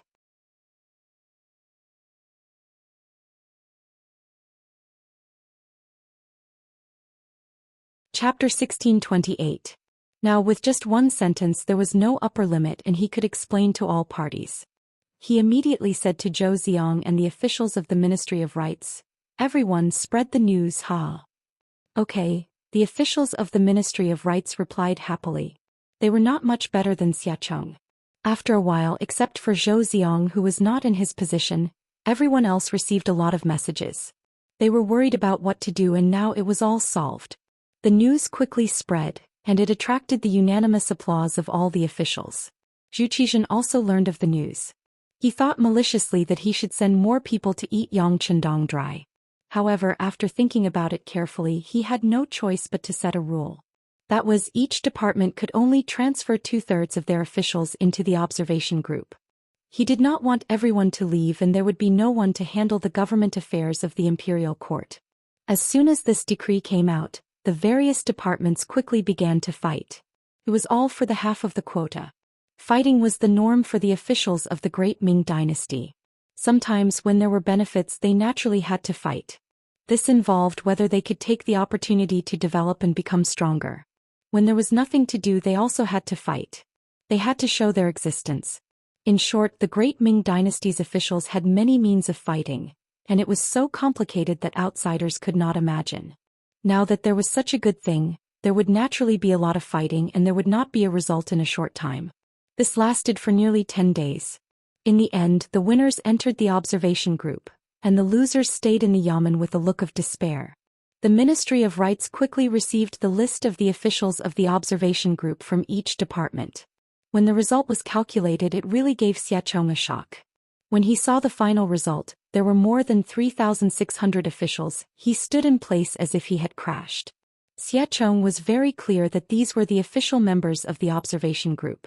According to the result of his negotiation with Ma Dali, each official could bring 3 family members. The usual arrangement was 1 wife and 1 son and 1 daughter. In other words, on the list of 3,600 people, there were 4 times and there were nearly 15,000 people. Xiacheng couldn't help but chuckle at the thought of so many people eating and drinking. He felt that this time Yang Chendong had smashed his own foot with a stone. Zhou Xian also saw this name and couldn't help but chuckle. He then said to Qian Xingbao, "Tell Xiacheng to do it this way." At this moment Zhou Xian was still thinking. This time there were already so many rank 5 officials and above in the capital. If he had known earlier he would have set the rank of officials to rank 7. That way the number of officials would at least double. This would put a lot of pressure on Xianxia's finances. But it was just a thought.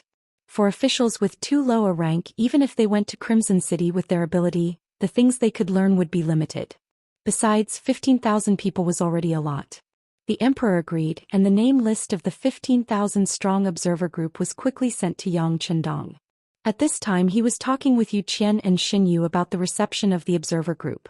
When he saw the final number of people, Yu Qian's face couldn't help but darken.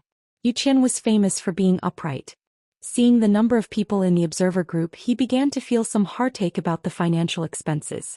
Even Xin Yu's face was ugly and a little red. He was embarrassed for the southern Ming officials.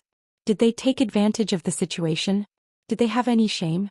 On the other hand, Yang Chendong didn't have the slightest displeasure.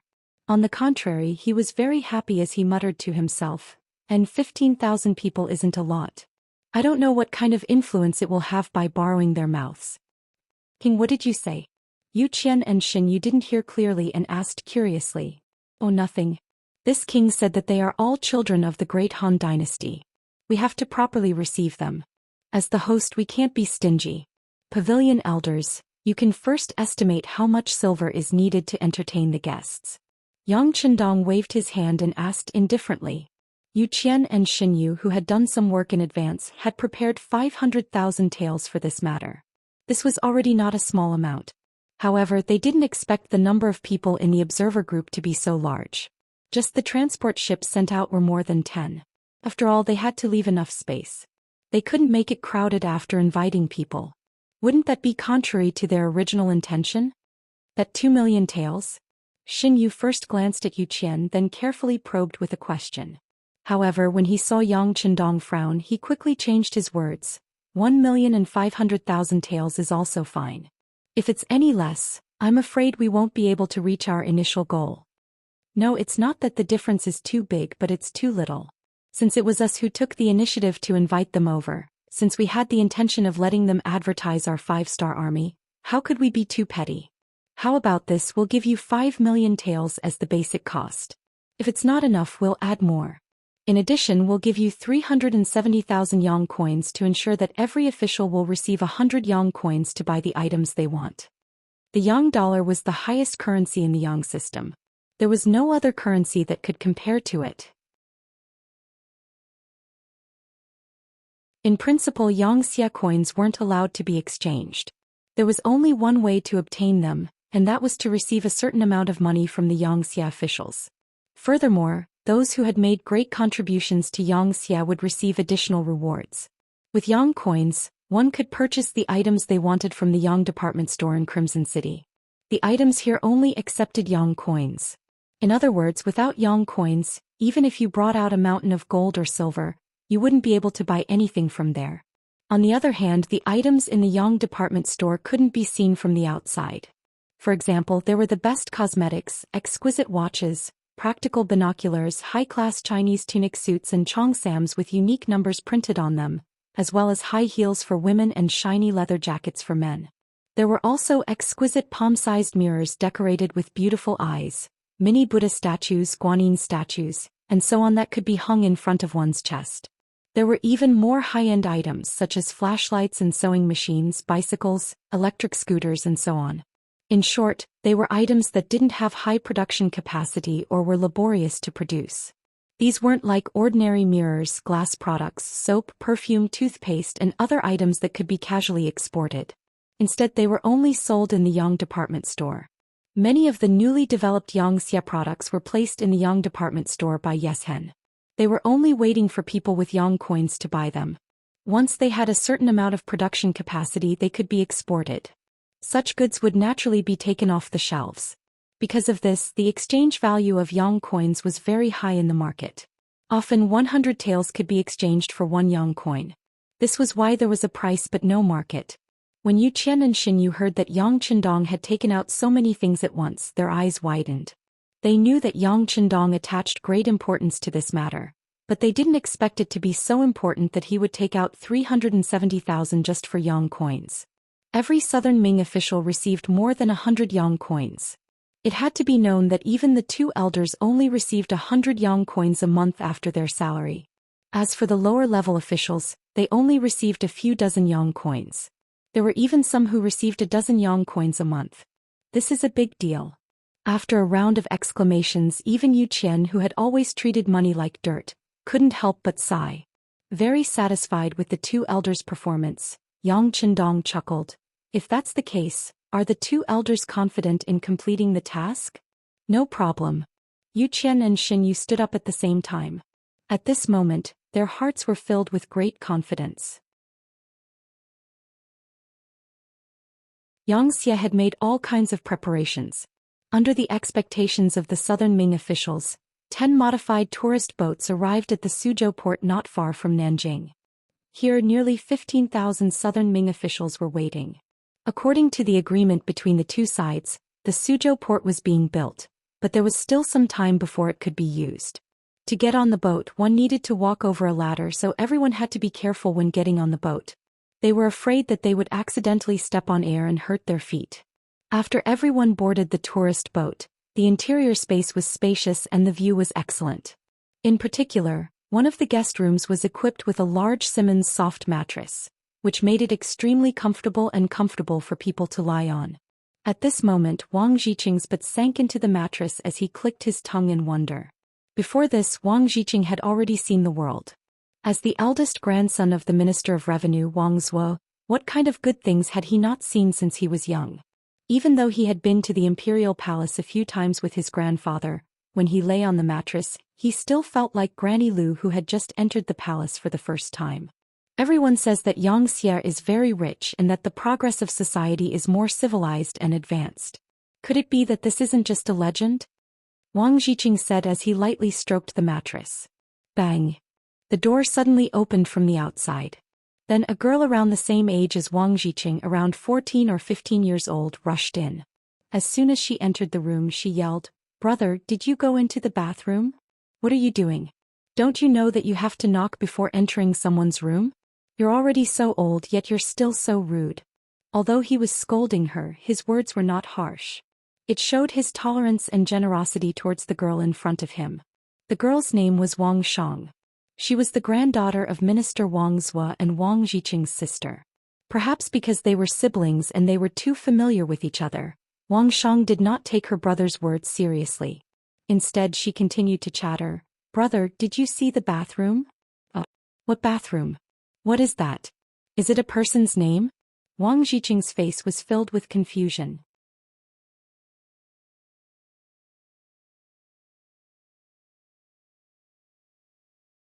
Chapter 1629. I knew you hadn't seen it before. Wang Shang snorted. She knew her brother very well. He was very smart and had a lot of ideas, but there was one thing about him. He was too meticulous in doing things. He had a slow personality. She thought that her brother must not have had time to go to the washroom, so she purposely came to show off. "Brother, come here. I'll tell you what the washroom is, what's here and how to use it." Wang Shang pulled Wang Zhiqing's hand and led him to the side of the room. After a full 10 minutes, Wang Zhiqing walked out of the washroom as if he was in a dream. After showing off, Wang Shang also left the room to find her sisters. Wang Zhiqing, who was left behind, was a little confused. The items in the bathroom just now had really shocked him. For example, the expensive shampoo shower gel, the porcelain bathtub that was big enough for him to lie down in, and the toilet that could be flushed at any time. With Wang Zhiqing's family background, he had experienced these things before, but they were completely different from the things here. Take the bathtub for example. There was a faucet on the side. When you turned it to the left, it was cold water. When you turned it to the right, it was hot water. It was really very convenient. It was far different from his own home, where he had to boil water in advance to take a bath. When the water turned cold, he had to ask the servants to refill it. It was just a ship that was welcoming them, but the room was already so luxurious. Wang Zhiqing couldn't help but wonder what it would be like when they arrived at Xianxia's capital, Xian City. In fact, Wang Zhiqing wasn't the only one with such thoughts. Many people in the same industry had such thoughts. They were looking forward to the rest of the journey. It would take a few more days to get from Suzhou to Xian City. There were still things happening in Xian City. For example, a guest was welcomed in the palace. It wasn't exactly a guest. It should be said that it was a member of the family. He was Yang Qindong's fourth brother, Yang Yang. Among the brothers, Yang Yang was the most useless existence in Baiming. When his brothers had things to do, he became a good-for-nothing. He went to restaurants every day to walk birds, giving people the impression that he had nothing to do. In the end, Yang Yang was just born at the wrong time. He still had some ability and insight. This could be seen from the fact that he had condescended to create sixth brother early on. Sure enough, after deciding to follow Yang Qindong, Yang Yang's life changed. She held great power and became Xia's spokesperson in the Southern Ming dynasty. Not only did she receive the respect of countless people, she could get whatever she wanted with just a stretch of her hand. She truly lived the life of a deity. If he hadn't been assassinated by a ninja, he would still be in the Southern Ming Empire and wouldn't be willing to return to Xian City. This was not to say that Yang Yang did not like Xian City. In terms of facilities, Xian City was much better than the capital of the Southern Ming dynasty. However, since he was back here, he had to abide by the rules of the Southern Ming dynasty. For Yang Yang, who was used to freedom, It was more comfortable in the southern Ming dynasty. He could do whatever he wanted. It had been a while since Yang Chendong returned to Cultivation city. During this time the two brothers had met, but time was too tight and they only exchanged a few words. Now that Yang Chendong had done all the important things he should have done, he slowly became free. This fourth brother came to visit again and this family banquet was held. Since it was a family banquet, there naturally wouldn't be any idle people. Even the few servants of the Yang family didn't come. The only ones sitting at the table were Yang Chendong, Hu Yan and Yang Yang. Hu Yan was the princess consort. When Yang Chendong wasn't in Cultivation city, her status had always been high. Letting her sit with him expressed Yang Chendong's respect for his fourth brother. If there was no wife accompanying him, it would be a brotherly banquet. Your sister-in-law didn't come. Otherwise you two would be able to talk. Yang Yang looked at Hu Yan and chuckled.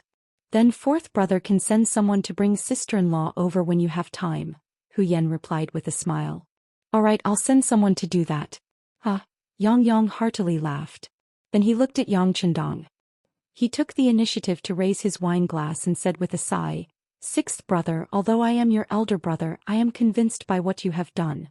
Come, let me toast you." Fourth brother, please. Yang Chendong laughed heartily and toasted his brother. Although one was his fourth brother and the other was his sixth brother, the disparity in status made Yang Yang no longer dare to act like an elder brother. Over the years, Yang Chendong had proven his ability with facts. Not only did Yang Yang feel pressured when he saw Yang Chendong, he even felt restrained sometimes. Even big brother Yang Gong, second brother Yang Rang, third brother Yang Shi, and fifth brother Yang Guifeng, who were far away in the capital of northern Ming, felt the same way. Once they saw the current Yang Chendong, they would also feel the pressure increase. After toasting with Yang Chendong felt a little more confident.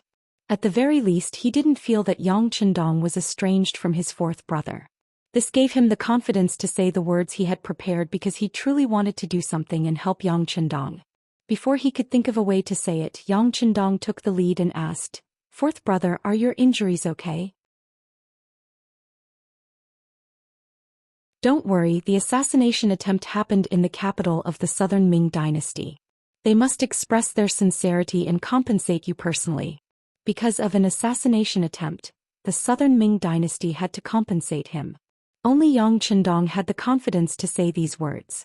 If it was someone else, they would at most receive a few words of comfort. As for others, it was better not to think about it. It was just a daydream. Yang Yang used this as an opening and laughed. Then he patted his chest and said, "Fourth brother, my body is very good. Sixth brother doesn't need to worry. As for compensation, you can decide. I have saved some money over the years, so I don't really care. But speaking of this matter, the southern Ming dynasty has contacted me in private." "Oh, they contacted you in private?" As if it was the first time he heard about this matter, Yang Chendong picked up a piece of cauliflower and put it in his mouth. Yang Chendong had already trained himself to not show his emotions on his face. Sometimes he would smile, but no one knew what he was thinking in his heart. "Yes, they contacted me." Yang Yang didn't look at Yang Chendong's expression. Instead he said, "The person who contacted me has a big background." "Big background? Then it must be a big shot. Let me guess." Yang Chendong's lips curled slightly. Some fragments of his mind couldn't help but faintly connect. Seeing that Yang Chendong wanted to guess, Yang Yang also became interested. "Okay, then sixth brother can guess." Yang Chendong didn't let Yang Yang wait for long before he spat out 3 words, "Manager Chow." Yang Yang's eyes flashed with astonishment.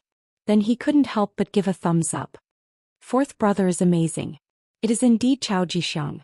He is now the manager of the southern Ming dynasty's Imperial Guard." Following that, Yang Yang spilled everything he knew as well as what Zhou Xian's men had told him. As for this Zhou Xian, although he has a high position and power in the southern Ming dynasty, that is only on the surface. Right now he is not too favored by the Ying sect. Moreover, there is an additional Qian Xingbao above him. This person has gotten together with another head eunuch Kai Zhong, and is constantly squeezing his living space. As a result, Zhou Xian is currently in a difficult situation. Thus he used the assassination to contact me. On the surface, it seems like he is apologizing, but in reality he is intending to rely on me and change his allegiance. Fourth brother, I can feel it. Originally, I did not want to pay attention to them, but now I feel that it is an opportunity. I think that this is a trap. Yang Qindong really wanted to say this, but he didn't. Because he needed people to enter his trap, he could only pretend that he didn't know anything. However, no one knew better than him what kind of person Zhou Xian was in history and how much trust he had received from the Ying sect's Zhou Xian. Speaking of Zhou Xian, he trusted the people around him, especially the eunuchs who seemed to have no bottom line. In history, even though he was tricked by Wang Zhen and lost the Timu castle, after the Ying sect's restoration he issued an edict to clear Wang Zhen's name and used incense wood to summon spirits. In the capital he built a Jingzhong shrine in the northern courtyard of the Wisdom Temple to worship spirits. Zhou Xian had once been under Wang Zhen's tutelage. In the eyes of the Ying sect he was one of Wang Zhen's substitutes. In history he had plotted with General Shi Heng and Cabinet Grand Secretary Su Yozhen to lead troops to welcome the Ying sect's restoration. His contributions were even greater, and he was rewarded with large amounts of land. He also assisted in the military affairs of the capital. Zhou Xian's nephews Zhou Xian and Zhou Duo were appointed as hereditary commanders of the Genie Guards, and were gradually promoted to become military governors. The number of people under Zhou Xian's command who were able to become officials numbered in the hundreds and thousands. There were many officials in the court who relied on Zhou Xian in hopes of being promoted. Zhou Xian had a lot of power at that time, and together with Shi Heng they were called Zhao Shi. It wasn't impossible for such a person to betray the Ying sect. However, if he betrayed Zhou Xian and fled to the Xianxia, he was not trustworthy at all. Looking at the Bugnam of Gojosian Palace, apart from the guards in charge of security, there were no other men. There were no eunuchs at all. It had to be said that Yang Qindong did not have a good impression of eunuchs. This was because in history many bad things happened because of them. However, Yang Qindong had interacted with eunuchs before. For example, the head eunuch Mao Mu, who was serving the empress in the southern Ming palace, was one of Yang Qindong's men. From time to time he would send important information. However, on the surface Yang Qindong did not have any eunuchs by his side. In such an environment, if Zhou Xian wanted to join the Xianxia, what could he do? He did not have a position for himself, so why would he surrender? It was not easy for him to escape from Baiming to the southern Ming dynasty and join the Ying sect's Zhou Xian. Why would he betray once more?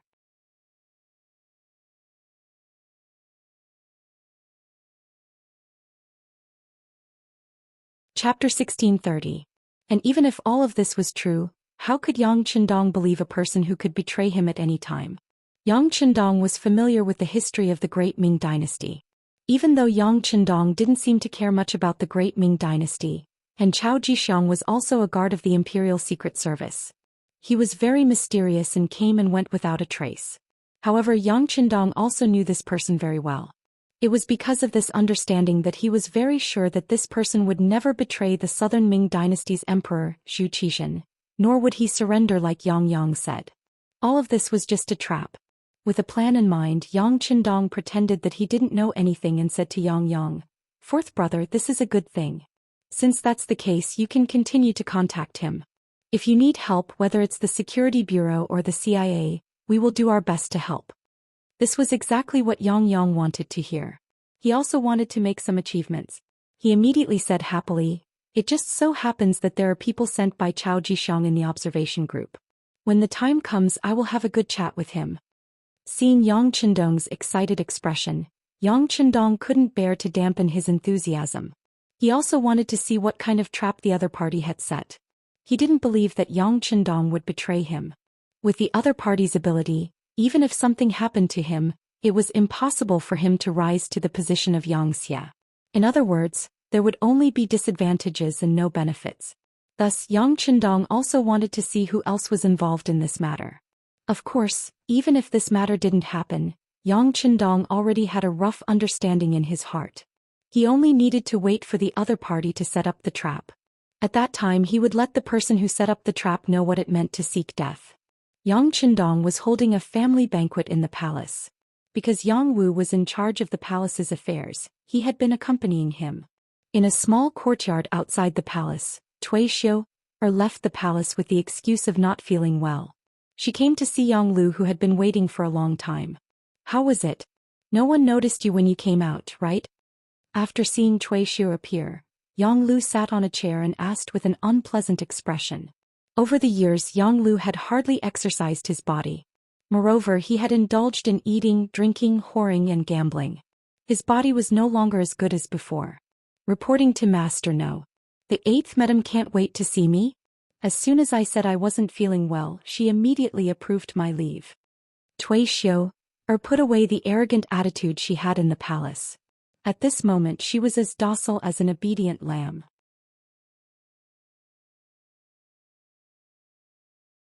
It couldn't be helped. The lives of Tui Xiu's parents and 2 older brothers were in the hands of Yang Lu, and if she were to offend him her family would immediately be destroyed. What she didn't know was that her family had already been killed by Yang Lu. Speaking of which, Yang Lu didn't have the time to send a few people to keep an eye on Tui Xiu's family. Besides, it was difficult for the living to keep a secret. Only the dead were the most reassuring. Very good, you did well. Yang Lu still had some understanding of the ways of a master. He knew that if he praised his subordinates properly, they would be full of enthusiasm. You can rest assured that your family is now very safe. They have food and drink and they are living very well. When the matter is done, you will be given a large sum of money and you can reunite with your family. Thank you, Master. When she heard that she could reunite with her family, Tui Xiu's eyes flashed with yearning. The reason why she did these things was for the safety of her family. Well, you tell me, is there anything unusual about the 8th Madam? When it came to business, Yang Lu, who was sitting on the chair, was a lot straighter. Reporting to Master, the 8th Madam has completely lost power. Bugnam of Gojosian has been back for so long, and he has not come to the 8th Madam's palace. Even Princess Zhou Xian has not seen her father for so long. When Tui Xiu answered this question, her tone was very firm. Perhaps adults can deceive people, but a 6-year-old child can't deceive her. This answer was the same as the result of Yang Lu's analysis. He nodded with satisfaction and said, "It seems that Bugnam of Gojosian really regards the 8th Madam as the backing behind the ninjas. This is the best. He will not suspect others because of this. But you still have to keep an eye on it. If there is any movement, tell me immediately." "Yes, Master." Tui Xiu replied respectfully. "Good. By the way, did Yang Wu find anything?" Thinking of his brother, Yang Lu's eyes had a trace of hesitation. He admitted that this time he took advantage of the feelings between brothers, but there was no other way. With the smuggling he did, once Yang Chendong found out, it would be difficult for him to survive. At that time, even if the other brothers pleaded for him, the result would not change. Over the years, Yang Lu thought that he understood Yang Chendong. This person had his own principles when doing things. Anyone who was willing to step on the line, no matter what kind of merits they had in the past, would be heavily punished. And what he did was not as simple as stepping on the line. It was simply challenging Yang Chendong's bottom line. There would definitely not be a good result. Even so, he could only give it a try. If he won, then he would reach the peak of his life. On the other hand, if he lost, he would just die. Even if he waited, he would still die. If there was still a chance, why not? As such, Yang Lu's outlook on life was completely distorted. When asked about Yang Wu, Tui Xiu replied truthfully, "This person, other than being a little lecherous, really doesn't have any other shortcomings. After observing for a while, I found that Yang Wu is not a greedy person. He never accepts gifts and basically there is no abuse of power, so it is really difficult to threaten him." Yes, it is very difficult. Yang Lu couldn't help but sigh after listening. He had thought of dragging Yang Wu down more than once.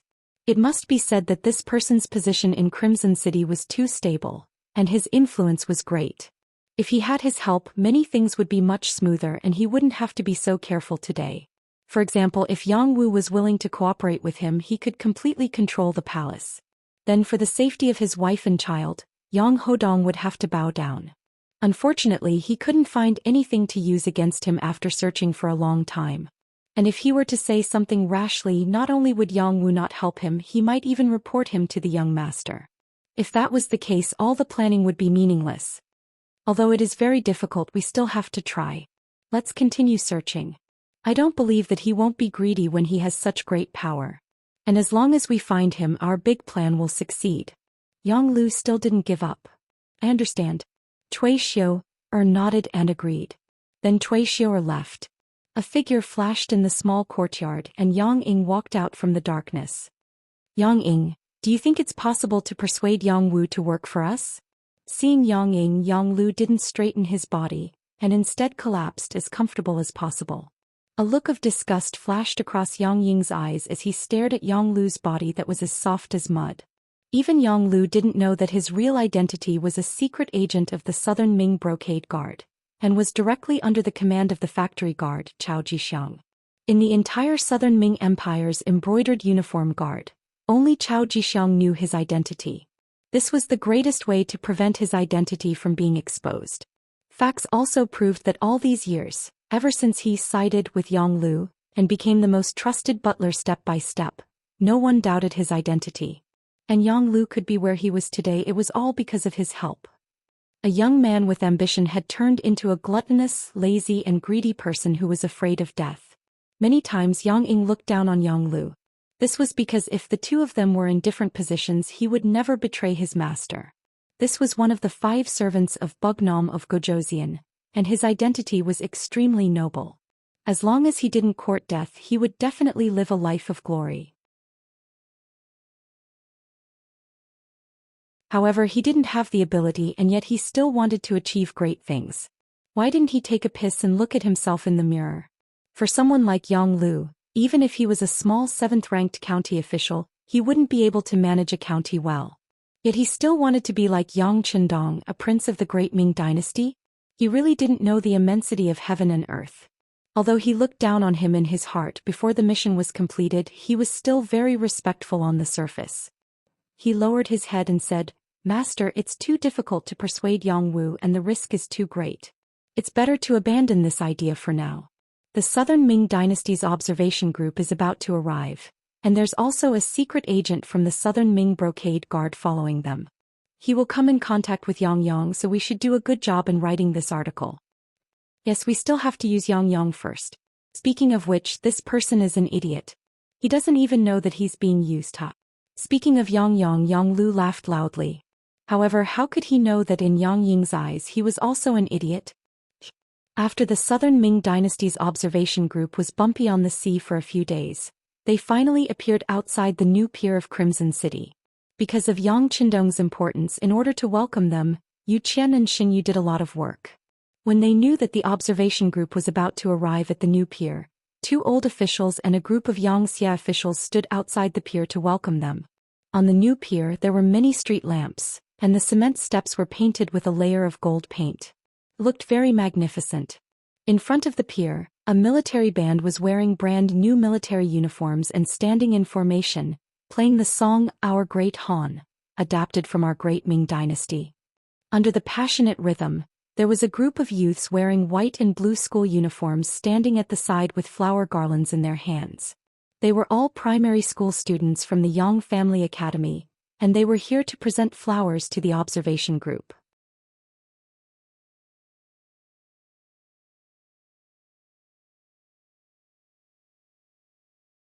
Chapter 1631. Apart from the military band and children, there were also a group of policemen in police uniforms. They were here to maintain law and order. After all, there were close to 15,000 members of the South Ming Observer Group, and their safety had to be guaranteed. Because of this, one of the elders, Chief Police Long Tainan, had also come. 3 of the 5 elders had come, which was enough to show how much importance Xianxia placed on the South Ming Observer Group. Apart from the policemen, there were some officials from the Ministry of Foreign Affairs, as well as some commoners who had come to watch. It was not entirely accurate to say that they were commoners. Most of them were representatives chosen by their respective units to welcome the guests. They were all dressed in neat and tidy clothes and their figures were tall and straight. The men were mostly handsome and the women were mostly beautiful. Every single one of them was full of energy, displaying the demeanor of the Han people of Crimson City. Apart from these Han people, there was also a welcoming group of 500 people. Among them there were white-skinned, black-skinned, yellow-haired, red-haired and blue-eyed people. They were all people who had been conquered by Xianxia, and they were the ones who had performed well. Placing them here was a testament to the strength of the Yang faction and the nobility of the Han people. The welcoming group had more people than the observer group and there were close to 20,000 of them. But even so, the plaza in front of Crimson City's new pier still didn't seem crowded. Just last year the docks had undergone another expansion. Not to mention that there were only 30 to 40,000 people. Even if there were 100,000 people here, it would not be a problem. Everything on the pier had been seen clearly by the observer group. Seeing this scene as a member of the observer group, they were naturally filled with pride. After all, no matter who went to a foreign place, they would want to be welcomed and not rolled their eyes. However, there were some people, mainly the South Ming officials, who maintained a smile on their faces, but their hearts were beating like drums. Why were the people welcoming them so energetic? Could these people really be ordinary people and not the nobles and gentry in the city? Thinking about the state of the South Ming people, they were not starving. Although they wouldn't starve to death, most of them were emaciated and their eyes were lifeless. They were like walking corpses. How could they be as energetic as the people who greeted them? Could it be a disguise? At this moment there were clearly many people who had such thoughts. The officials all decided to wait until they entered Crimson City to take a good look. Whether it was real or fake, they would be able to tell. The ship finally reached the shore, and the people who walked out from the first ship were the Southern Ming Empire's Minister of Personnel, Qin Sun, and the Minister of Revenue, Wang Zhou. The fact that they were able to join the observer group was their own idea, as well as the idea of the Southern Ming Emperor Zhou Xian. One of them was in charge of the officials, while the other was in charge of the country's finances. This time they came with the attitude of learning. He wanted to see how Xianxia managed to accumulate so much money and food and how he used his men. Speaking of which, both Yu Qian and Xin Yu knew these two. Especially since Yu Qian's position in the past was basically the same as theirs. When this old friend met, he naturally went up to greet him with a smile. Seeing Yu Qian and Xin Yu walk over, whether it was Qin Sun or Wang Zhou, their expressions were somewhat unnatural. In the past they all belonged to the Great Ming dynasty, but now they all had their own masters. More importantly, Yu Qian and Xin Yu were clearly doing better. When they were on the ship, Xianxia's people told them about the general situation in Crimson City, and they mentioned the words of the fifth cabinet elder. Thinking about it, he was already a cabinet elder, but they were still only ministers. In addition, the Southern Ming dynasty was currently in a precarious situation, while Xianxia was at the peak of his power. The gap between the two sides would only be even greater, especially that Xin Yu.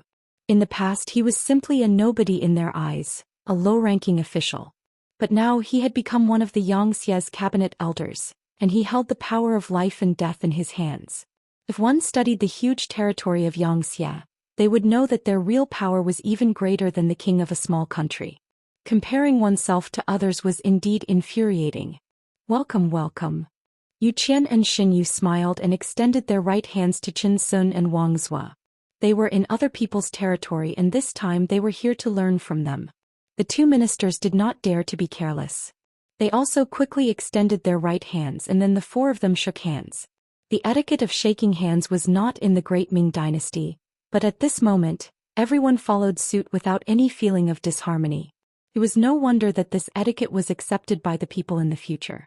After Ah Sun and Wang Zhou, the Minister of Rights Xie Chong, the Minister of Justice Shao Chua, the Minister of Works Wei Luo, the Minister of War Kuang Yi, and the Imperial Censor Shang Lu all came down from the other ships. Both sides greeted each other and greeted each other. What a big lineup. After the Minister of War Kuang Yi got down from the ship, his expression was somewhat ugly. In his view, this was clearly Xianxia's show of strength. Bringing so many people, if this was not a show of force, what was it? Kuang Yi was a veteran, and because he was in charge of the Ministry of War, his temper was naturally worse than the average person's. Now that the Southern Ming dynasty was about to clash with Xianxia, one could imagine how much pressure he was under. His reaction was within everyone's expectations. Yu Qian and Xin Yu looked at each other and did not pursue the matter. Instead they chuckled. Then they said, "This is our king's wish. Whether you are willing or not, you have to abide by our rules. If not, please go back. The ship is right there, ready to leave at any time." Kuang Yi choked and wanted to turn around and leave. However, when he thought of his mission, he forced himself to endure it. He let out a cold snort and did not say anything else. The other ministers smiled awkwardly. They were not as unreasonable as Kuang Yi, so naturally they would not stand with him, nor would they turn around and leave. Seeing that no one was speaking, Yu Qian smiled and said, "Since no one has any objections, then let's follow the arrangements." Come bring out the flowers. As soon as his voice fell, the primary school students who had been standing there for a while came forward with garlands in their hands. When they arrived in front of the officials, they tiptoed and put the garlands in their hands around the necks of the officials. Adults were always the most tolerant towards children. Not to mention such cute primary school students. They did not want anything but to give the wreaths. Therefore this segment was completed very smoothly. After that, a row of prepared trams drove to the plaza in front of the pier. The members of the observation group entered the trams in batches. When they entered the trams, the members of the observation group all had curious expressions on their faces. Even Chen Sun, Wang Zue, and the other high-ranking officials were no exception. Clearly they were very curious about the things in front of them. Rows of clean seats were placed in front of them. When they sat down they felt the softness of the sponge.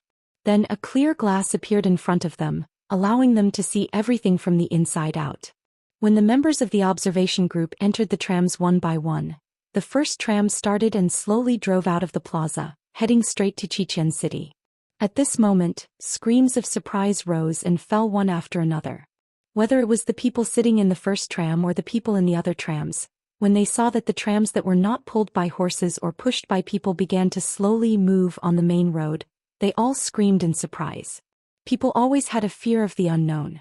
Especially when the appearance of an object exceeded people's imagination, that feeling of fear would be even more intense. The members of the observation group screamed in surprise. No matter what rank the officials were, they all screamed inaudibly at this moment. They might be excited, surprised, or afraid from the bottom of their hearts. Fortunately, in each tram, in addition to the necessary driver, there was also a young and beautiful female soldier in Xianxia. She wore a military uniform and looked valiant and formidable. Their voices sounded in a timely manner and began to explain the principles of the trams, explaining why the trams could move on their own. Although no one could really understand the principles that these female soldiers explained, at least everyone knew that this was not the result of magic. Everything was the result of scientific progress. Finally, some of the commotion was suppressed, and the members began to curiously observe the things inside and outside the trams. Wang Zue's family of 4 was also in a tram that was starting to move.